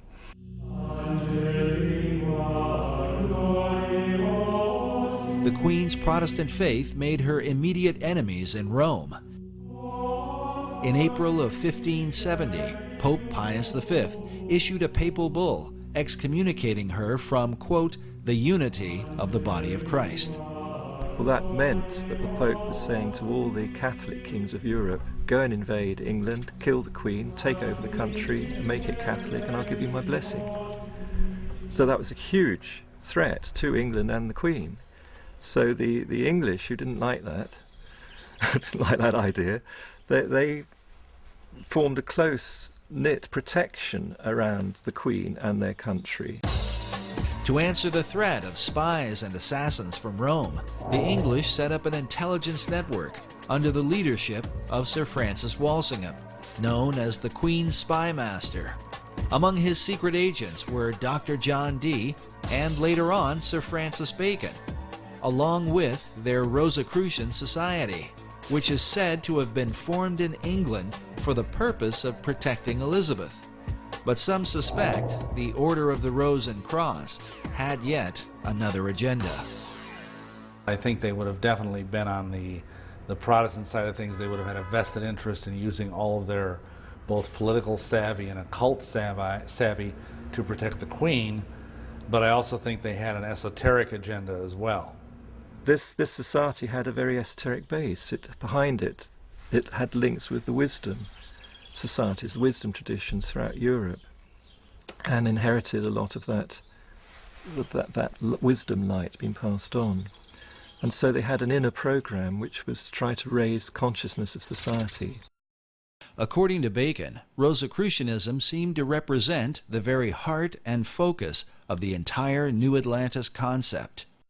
Francis Bacon's last book that he was writing at the time when he allegedly died, that was 1626, but his last book was called The New Atlantis, and the subtitle was The Land of the Rosicrucians. Why the land of the Rosicrucians, or Rosicrucians?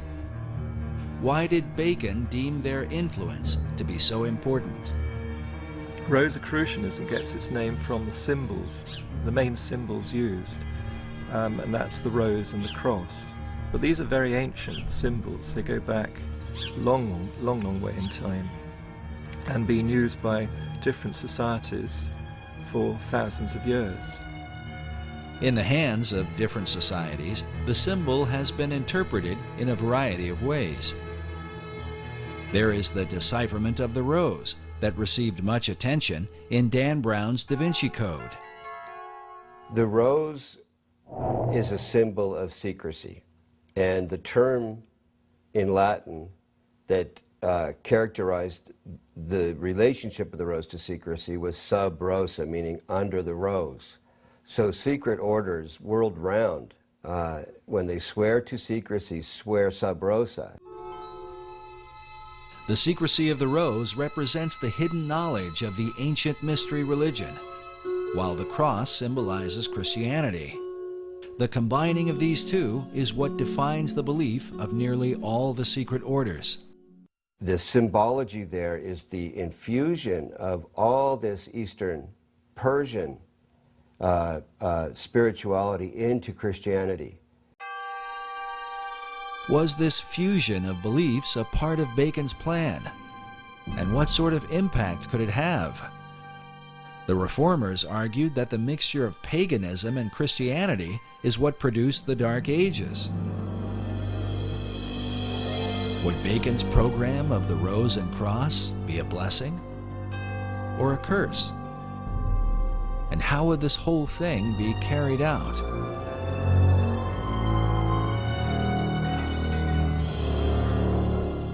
When one follows the Rosicrucian trail, John Dee was a very, very key influence in the historical Rosicrucians, and some say even the founder of it, the first president of it.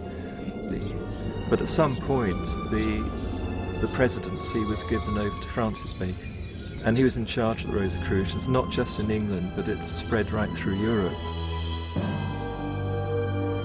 and was following Bacon's particular program. And outwardly Bacon called his program the advancement of proficience of learning. This advancement of learning represented Bacon's desire to transform the world through knowledge. But he recognized that the key to obtaining knowledge was in a people's ability to communicate. As such, Bacon worked to reform the English language in ways never before realized. And it is a bit strange that the English language, as crude as it was in the time of Bacon's youth, by the time he died, it was becoming one of the most refined languages. But in England at that time, the English was dreadful.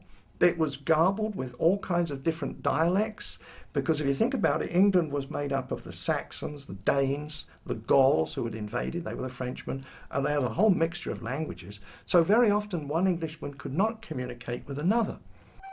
To address the problem, Bacon surrounded himself with writers and poets who were like-minded. All these people, these kind of intellectual people, they all read and wrote in Latin, but they said, look, we need an English language. We're going to be a great country. So they needed a language and literature. So how to develop that skill. And that's what, I think that's principally what Bacon did. He gathered around him a literary society, you know, writers, poets, artists as well. And some of them were employed to, as part of the Secret Service of Queen Elizabeth. And they had communications with people all over Europe, in all the different countries of Europe. And from their letters they derived the roots of new English words, which they invented and put out. These new words were put out through a variety of literary works, books and poems and plays of the theater. Bacon's circle of writers and poets were largely responsible for the explosion of English literature during the Elizabethan era. They included such notable authors as Ben Jonson, Christopher Marlowe, Sir Walter Raleigh, and Edmund Spenser, to name a few. In addition, Bacon was dedicated to bringing the sacred knowledge of the ancient world to English-speaking people, knowledge otherwise kept hidden by the barriers of language. When he died, and subsequent to that, they've culled together at least 2,000 books.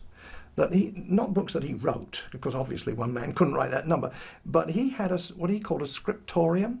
These were scribes who he paid to write for him. When he was the Lord High Chancellor of England, he had wealth, and he used to pay the scriptorium, these scribes, and he paid people to translate the classic books, Homer's Iliad, all the old Greek, the Roman classics, and all those classics, Livy, translate them all into English and put them in books. It turns out too that Bacon had a printing press. He had a factory with using brass plates for printing. That was his own thing. Nobody knew about that until rather recently. But nevertheless, there were 2,000 works that we know of that passed through his hands in one way or another to give literacy to the English public. Printing presses to make these books available to many people at a cheap price. But Bacon's purpose and that of his literary society was to prepare the people of the old world to colonize the land of the new. As the term colonization scheme suggests, the launching of Bacon's plan for America was not by chance, but by design. It could be said that his great scheme began at an early age, perhaps when he was sent by Queen Elizabeth I to the court of France, where he was inspired by the example of the French poets.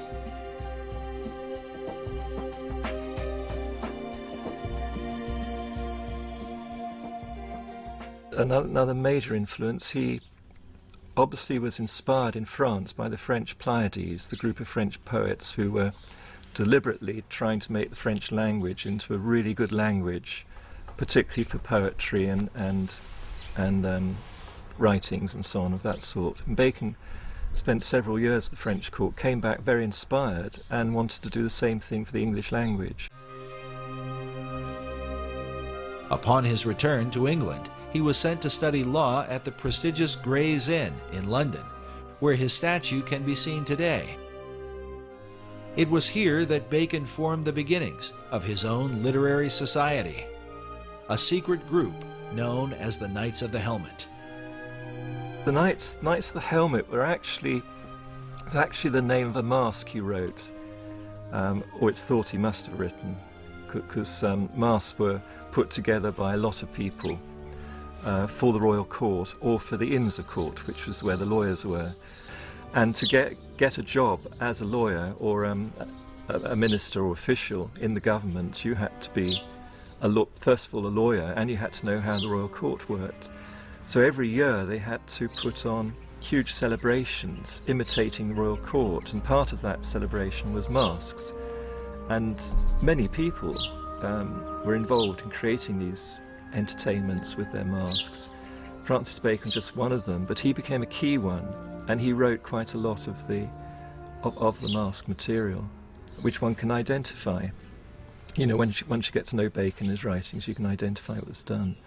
And he's acclaimed by the lawyers as being the great one who inspired them and led them and wrote for them, you know. But the Knights of the Helmets was the name of one of the masks at a key moment when the whole Shakespeare authorship, the name the Shakespeare was being used for the first time. The Knights of the Helmet took as their inspiration the Greek goddess Pallas Athena, who carried a spear and who wore a great helmet, a symbol of secrecy. According to tradition, one that wears the helmet of Athena becomes invisible. And they had to swear allegiance to it. And not only that, Athena, the goddess Athena, carried a spear that she shook in the eyes of ignorance. And she was one of the greatest goddesses among the Greeks, ruling through intellect and man's wisdom. Even as Dr. John Dee had been inspired by angelic beings, some researchers believe that a spiritual encounter with Pallas Athena gave Bacon the inspiration for his life's work. Well, in some of those cipher writings that he had written, he writes there how this, he heard an heavenly voice. The voice he heard inspired him towards secrecy and to imitate the work of God. The Divine Majesty takes delight to hide his work, according to the innocent play of children. Surely for thee to follow the example of the Most High God cannot be censored. Therefore put away popular applause, and after the manner of Solomon the king, compose a history of thy time, and fold it into enigmatical writings and cunning mixtures of the theatre. That was his mission in life. And for the rest of Bacon's life, he was dedicated to that one purpose. Baconian scholars believe that Bacon's revelation led him to develop a series of theatrical works that would teach the English people and transform them into a nation that could one day dominate the world and resurrect the Atlantean dream. Believing that he put away popular applause as his heavenly voice had commanded, he is said to have written behind the identity of William Shakespeare. Shakespeare is a synonym for Apollo and Pallas Athena.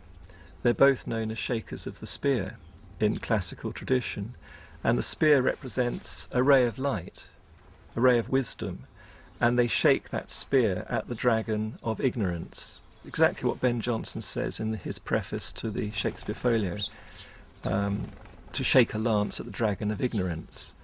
And this is the role of an Apollo or Pallas Athena. And they have always been the muses of the other 9 muses, who themselves are the muses of all the writers, poets, artists, and so on in history. So Apollo and Athena are the great inspirers. They're the great Shakespeares. Bacon incorporated these Greek gods within a key symbol, the AA headpiece representing Apollo and Athena. Usually one of the A's is shaded, denoting a light and dark side. This symbol is found printed at the head of certain pages within the Shakespeare Folio and among the acknowledged works of Francis Bacon. Of the two polarities, Apollo and Athena, it was Athena that seemed to dominate Bacon's imagination. Pallas Athena was, she shook her spear at the eyes of ignorance. So she was the spear shaker. Now, she's always been known as the spear shaker. That was long before the time of Bacon. Back to the Greeks, the spear shaker. So he took that name, spear shaker, and just turned it around to make it Shakespeare. And it used to be written with a hyphen, and then it became one word, Shakespeare, as the name of the playwright for those Shakespearean plays. But what of the real William Shakespeare, the Stratford man whose name has been revered for nearly 500 years? His writings have been attributed to a number of other authors, including the playwright Christopher Marlowe, Edward de Vere, the 17th Earl of Oxford, and even Queen Elizabeth herself. But Sir Francis Bacon seems to lead the pack of would-be bards, with well over 200 books, essays, and pamphlets on the subject, many of which insist he is the real and true Shakespeare. Meanwhile, Baconian scholars argue that the Stratford man simply lacked the experience and education to have written the works that bear his name.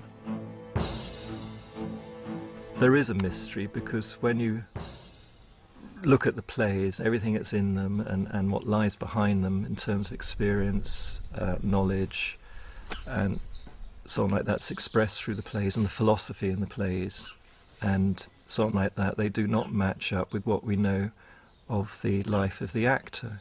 In fact, the life of the actor is quite well known. It's quite a lot of research been done on William Shakespeare Stratford, so a lot is known about his life, and none of it matches up what you can deduce from the author from the plays themselves. In fact, the more we find out about the life of the actor, the worse it gets. Here you have a guy who is barely literate enough to make a mark, much less write his name.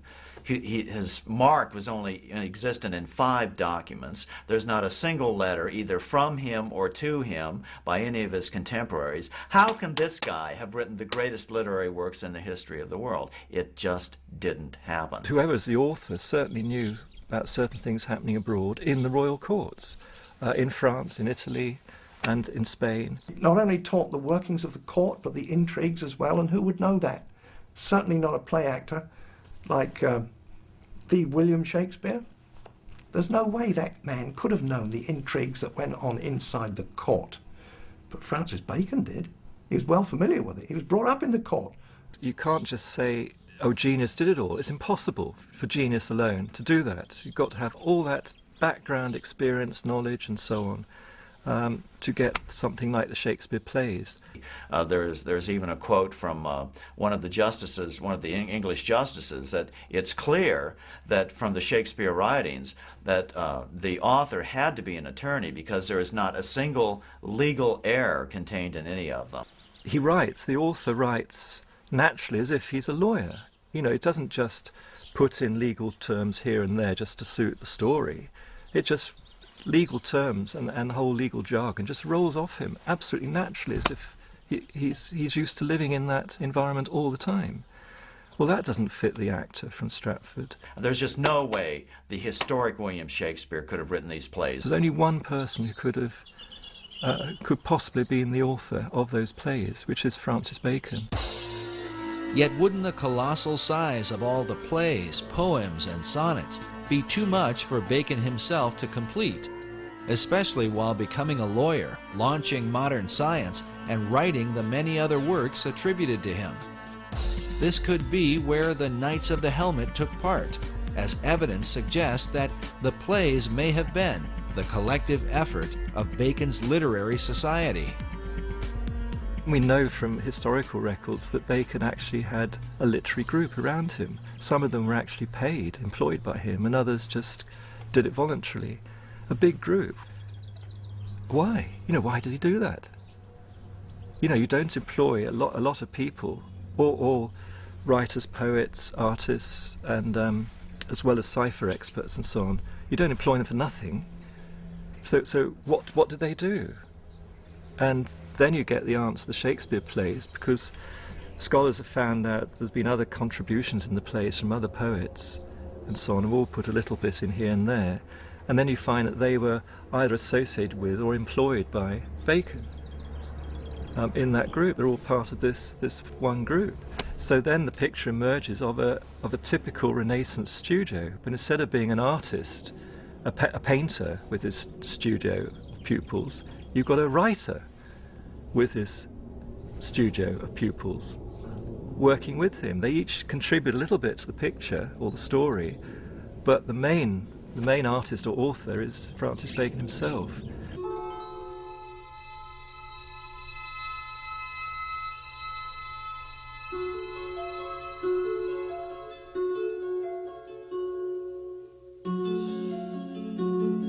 But in the town of Stratford-upon-Avon, people come from all over the world to view the birthplace of the man considered to be the greatest literary mind of all time.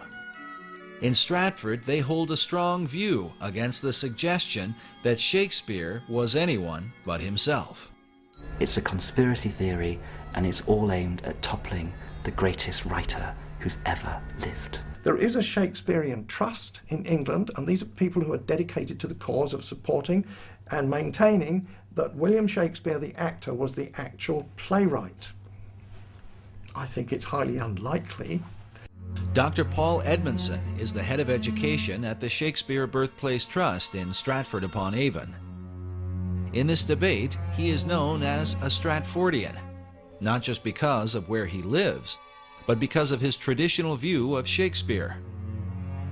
The Stratfordians are considered the academic adversaries of Baconians. We asked Dr. Edmondson to comment on the Bacon-Shakespeare theory. It first occurred in 1785. A vicar just outside Stratford got to the age of 80, and then there's some report of him burning the papers that he'd been working on, as if in his later years he just kind of renounced any theory that he had about Bacon. It was taken up in 1856 by, what a surprise, Delia Bacon, no descendant, but she wanted to prove that Bacon wrote the plays. She even went as far as having herself locked in Holy Trinity Church to dig up the grave of Shakespeare, convinced that some manuscripts would have been inside the grave saying, "I did not write the plays, it was Bacon instead." And she didn't get as far as digging up the corpse of Shakespeare, and later she went mad after the publication of her book. But her book was groundbreaking. She had good support from Nathaniel Hawthorne, Mark Twain. She knew literary figures in the States. Mark Twain was certainly convinced that the historic William Shakespeare did not write the Shakespeare plays. And this is a guy, how can you deny his conclusions? He had the money to investigate it. He had the time to investigate it. He's not known as a crackpot in any other venue. In 1909, Twain took up the Bacon-Shakespeare controversy with his own book titled Is Shakespeare Dead?, in which he questions the reputation of the Stratford actor in his lifetime.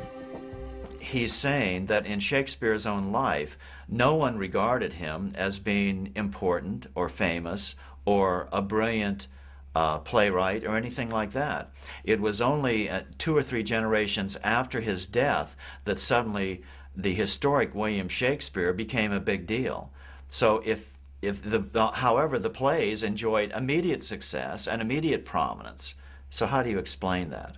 That's simply not true. There's all sorts of evidence that he died and that he was remembered after his death. First of all, there's the very significant memorial bust in Holy Trinity Church, which not only is an early likeness of Shakespeare to give us a sense of what the man actually looked like, but it also mentions him as a great writer on the inscription of the monument, "See living art," but paid to serve his wit. I'm paraphrasing there, but it mentions living art and looking at the page rather than the monument, which is an echo of, or prefigures possibly, the commendatory verse of Ben Jonson, Shakespeare's friend and contemporary playwright, at the front of the first folio.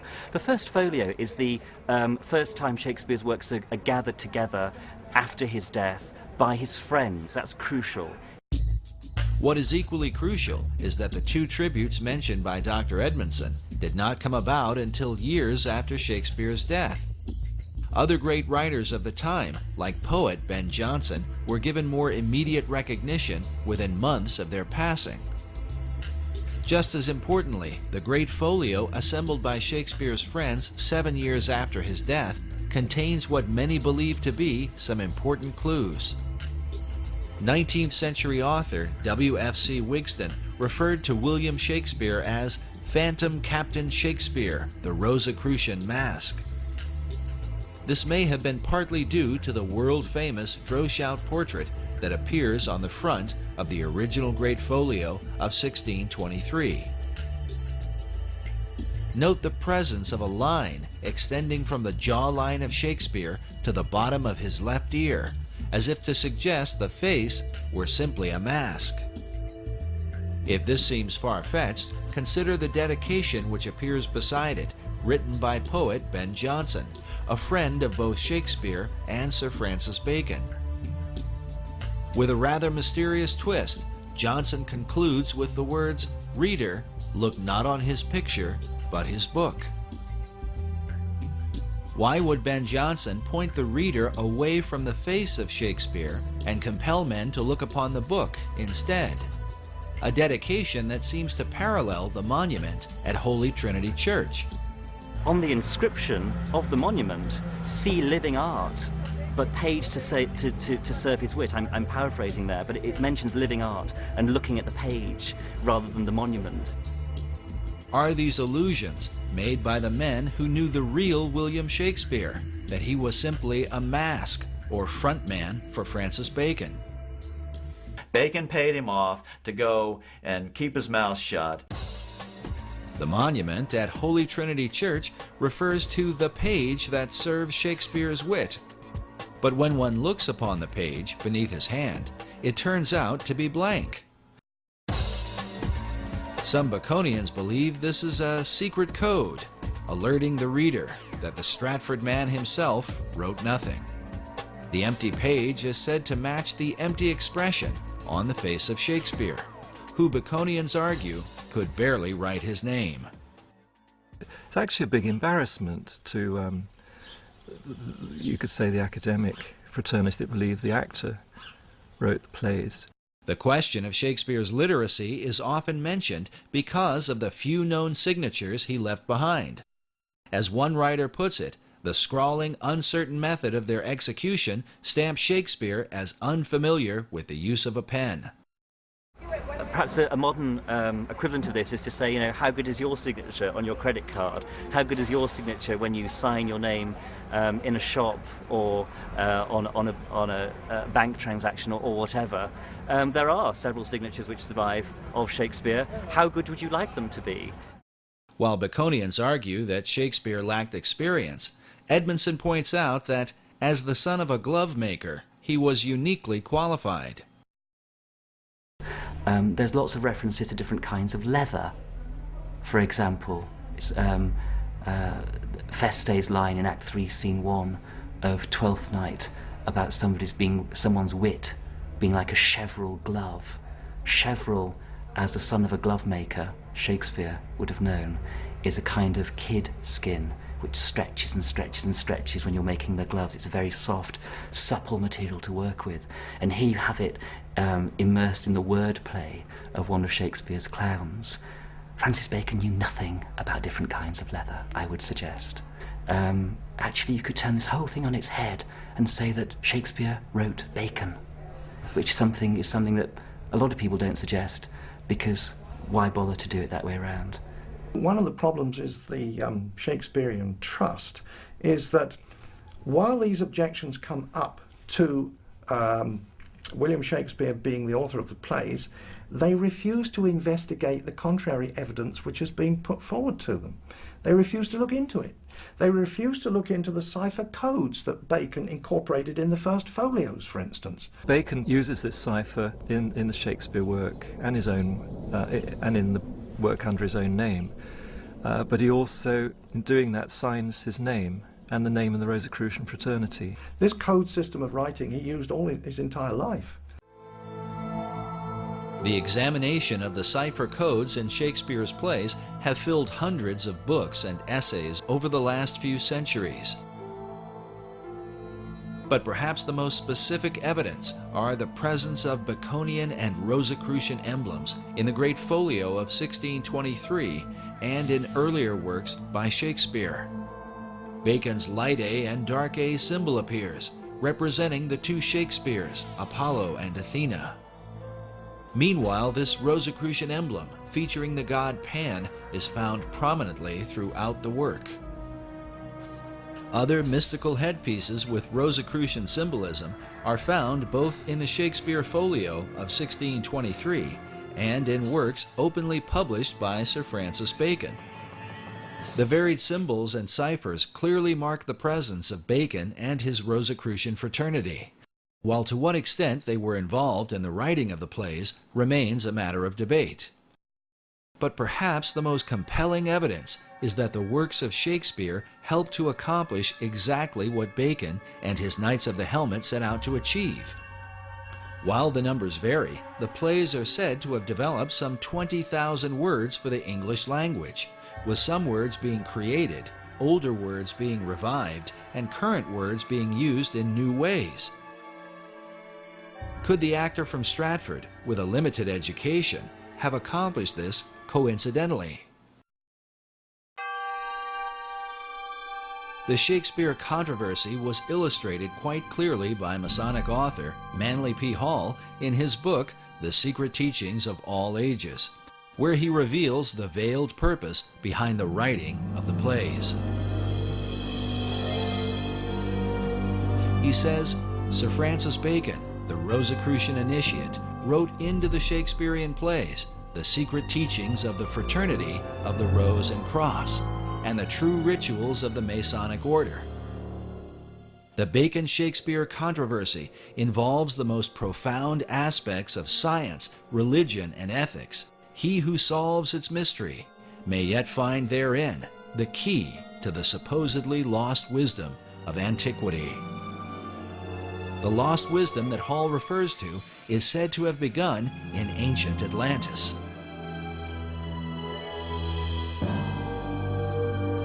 Is this the real key to understanding Shakespeare?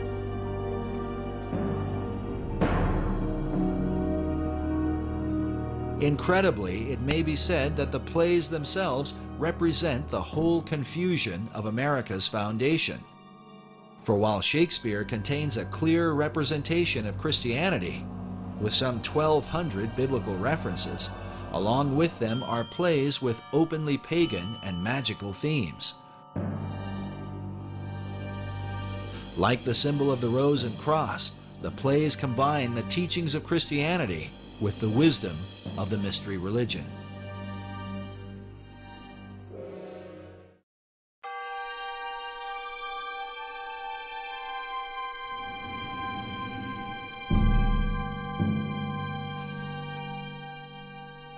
The purpose in blending religions in this way might have been to avoid the wars and conflicts that have afflicted men over the centuries.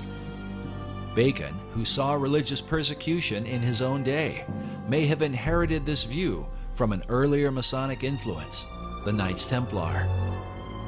The whole episode of the fall of the Knights Templar is a matter of conflicting historical controversy. We do know that when they left the Holy Land, the order had increased in numbers and power, and by the beginning of the 1200s, they had returned to Europe, and the Knights Templar then became the dominant financial force in Europe.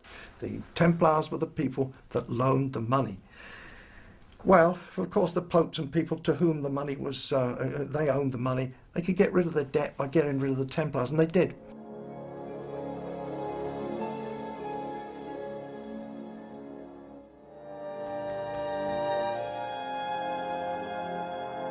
But in addition to the issue of debt, the Templars were accused for embracing certain religious doctrines they had picked up during their time in the Holy Land. It is said they began to combine the teachings of Christianity with the influence of Islam and Judaism, as well as spin-off cults known as the Yazidi and the Hashashin. What people did not understand is they had adopted the teachings of the ancient esoteric religions. And they were decreed by the Pope in 1308 in Europe and 1309 in England that the Templars should be disbanded, if not hunted down and killed. Many Templars were tortured under the Inquisition and even burned at the stake for heresy. But some of them escaped. And a lot of them, I think, went underground, because by no means did the dragnet, if you will, capture all of them. A lot of them fled to Scotland. They had to go into hiding. And one of the places they found to hide was the Masonic Lodge. There's no question but that the Knights Templar are the real fulcrum of the latter development of Freemasonry. And that's not saying that Freemasonry did not pre-exist the Knights Templar. It did, as the builders, as guilds of builders throughout Europe. It is from the influence of the Knights Templar that many believe Masonry began to develop its modern philosophy. A philosophy literally carved in stone, and found in one of the most intriguing monuments of the Western world. Just outside of Edinburgh, Scotland, is the Rosslyn Chapel, a place that may well provide a door to understanding Masonry, the Knights Templar, and the ancient plan for America. It very conclusively demonstrates a profound relationship between Scotland and the Templars and the Freemasons, which is not really any big revelation. But of course the whole idea is that the three things go together. The chapel was built in the 15th century by William Sinclair. The tomb of his ancestor of the same name, and who died a century earlier, is found within. His name, as it appears, William Sinclair, Knight Templar, is believed to be a link between the Templars and the Scottish Masons who built this mysterious chapel. The chapel the foundation stone was laid in 1446, and it was finished about 1492.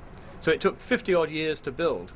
And the interesting fact is that William Sinclair, the builder, was 50 when the job started, and he died when it stopped. So this man was uniquely old, because in medieval times you wouldn't expect to live perhaps more than 35 years or so.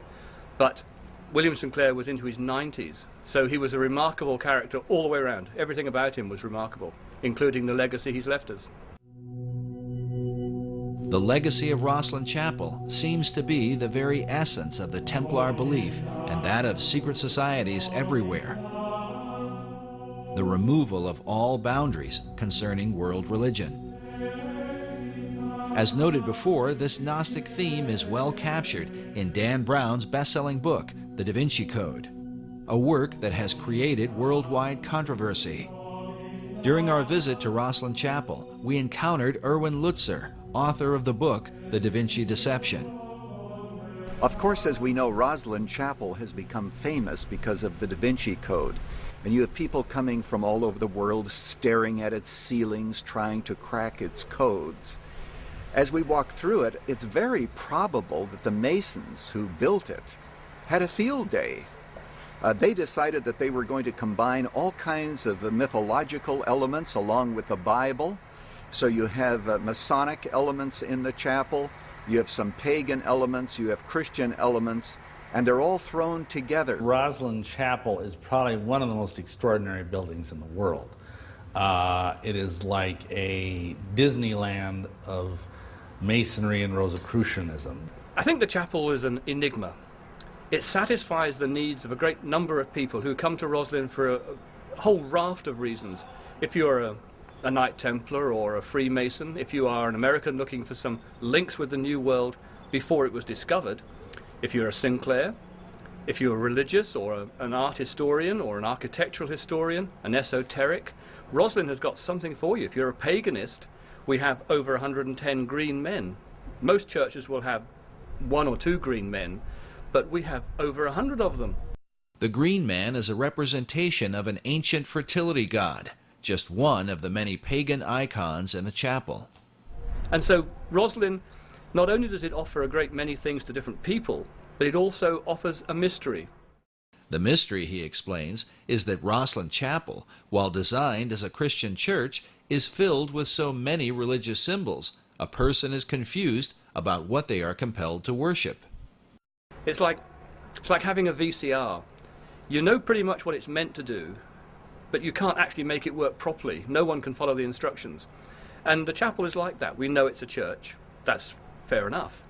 But it has so many other little stories connected with it and mysteries, and the carvings are not particularly clear, and they can be interpreted one way or another.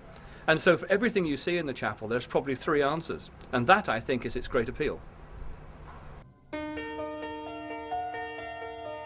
Centuries after its construction, researchers continue to question the overarching message of the chapel.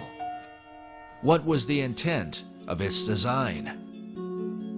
It may have had a point for the Masons who made it, in the sense that there were various messages that were conveyed. Essentially, Masonry's doctrine, foundationally, and they will even say this publicly, is universalism. which is the idea that basically all religions are the same. It doesn't matter what religion you are, as long as you're sincere and devout in your beliefs, and that all men, they say, may gather at the hospitable altars of Masonry no matter what their religious belief. So in that sense, they're very much part of pushing toward a one-world religion, and to view biblical Christianity as basically the enemy. Because biblical Christianity makes unique claims about itself that none of these other groups, the Rosicrucians, the Masons, any of these groups, will acknowledge. Some of us are convinced it's important that Christianity be held distinct from some of the elements that are found here in Rosslyn Chapel. After all, the message of Jesus Christ is very, very unique. But throughout history, you've always found those who want to blend together various ideas, various organizations, and various religions. And here at the Rosslyn Chapel, people can come and they can practically see anything that they want. But within the monument is evidence, not only of what the Templars and Masons came to believe, but perhaps a reflection of things to come. The promise of a land where one day their ancient hope might be fulfilled. For inside Rosslyn Chapel, along with the haunting imagery, is evidence of the New World prior to the discovery of Columbus. Well, there is this window which is decorated. The window frame is decorated with Indian corn or maize, and the chapel was built in the 15th century. So it is strange that Indian corn, which wasn't ever grown here, is used as a motif. The chapel was finished around 1492, the same year Columbus is thought to have come to America. This would mean the carvings would have been completed beforehand. But how did the Masons who built this chapel have knowledge of Indian corn, a crop not grown in Europe and indigenous to the New World? Who knows? There are lots of mysteries about this chapel. Another mystery is the presence of aloe cactus plants, also indigenous to America, and like the Indian corn, carved along the arches of the chapel. But even with these, academics have been skeptical. Yet a third carving, a trefoil plant, or type of clover, is said by Rosslyn Chapel director Stuart Beattie to have convinced one skeptic in particular. The trefoil plant is quite interesting. Rosslyn Chapel does have carvings of plants that we believe came from the New World before Columbus discovered America. We've had these plants investigated, and a botanist from the university had a good look at them, and he wasn't particularly convinced, as academics need to be. He wasn't 100% sure that these plants were in fact aloe cactus and sweet corn.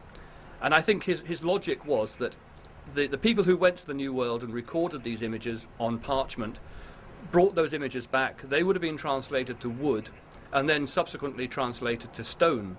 And it's that process which removes them from the original 2 or 3 times, which means that there are discrepancies that can build in. And so, being an academic, he was uncomfortable with these images.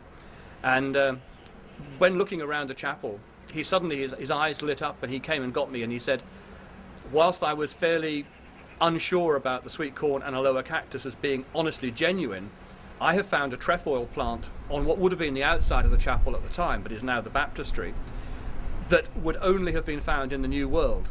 Therefore, I am much more comfortable to say that the other plants are also honest and true.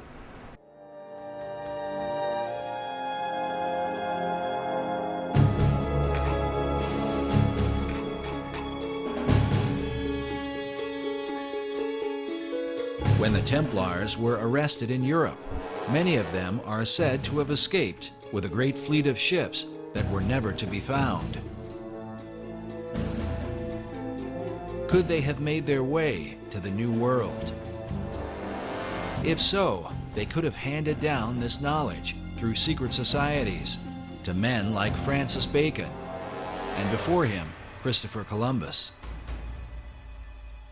Some people believe that Columbus didn't just accidentally stumble onto America, that some secret society which he had access to had knowledge of the existence of the continent of both North and South America. Was Christopher Columbus a member of a secret order? Some researchers point to this painting that depicts Columbus with his left hand in a Kabbalistic gesture, denoting the left-hand path of the initiate, meaning the path of darkness or secrecy. In addition, the ships of Columbus sailed to the New World adorned with red crosses on a white background, the symbol of the Knights Templar. Columbus's wife was the daughter of a famous Knights Templar line that passed along what are called portolands and cartographs that Columbus had direct access to. And we know that he robbed the Portuguese and brought all of those portolands to Isabella and Ferdinand.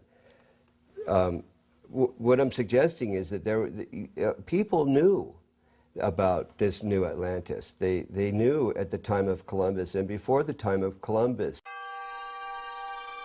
But did the secret societies involved view the New World as Atlantis of old? And if so, from where did they develop this idea? Was it only from Plato's account? Or from a belief more deeply rooted in America's secret history? In his groundbreaking book, America BC, Harvard professor Barry Fell reveals the presence of ancient Europeans in New England and the American Midwest as far back as 800 BC. The author uncovers evidence of ancient Celts and Druids with travelers from Spain, Libya, Carthage, Rome, and Egypt, all of whom came to the New World centuries prior to its so-called discovery by Columbus. His research exposes that the all-seeing eye was present in places like Vermont and New Hampshire long before the new order of the ages was declared. Does this stand as proof that America was indeed known by the ancients and that its destiny has been the plan of secret societies from long ago? Sir Francis Bacon believed it was his mission to reform the world in preparation for building paradise on earth, to lead mankind into a new age. And Bacon himself called himself the herald of the new age, which is the title of Elijah.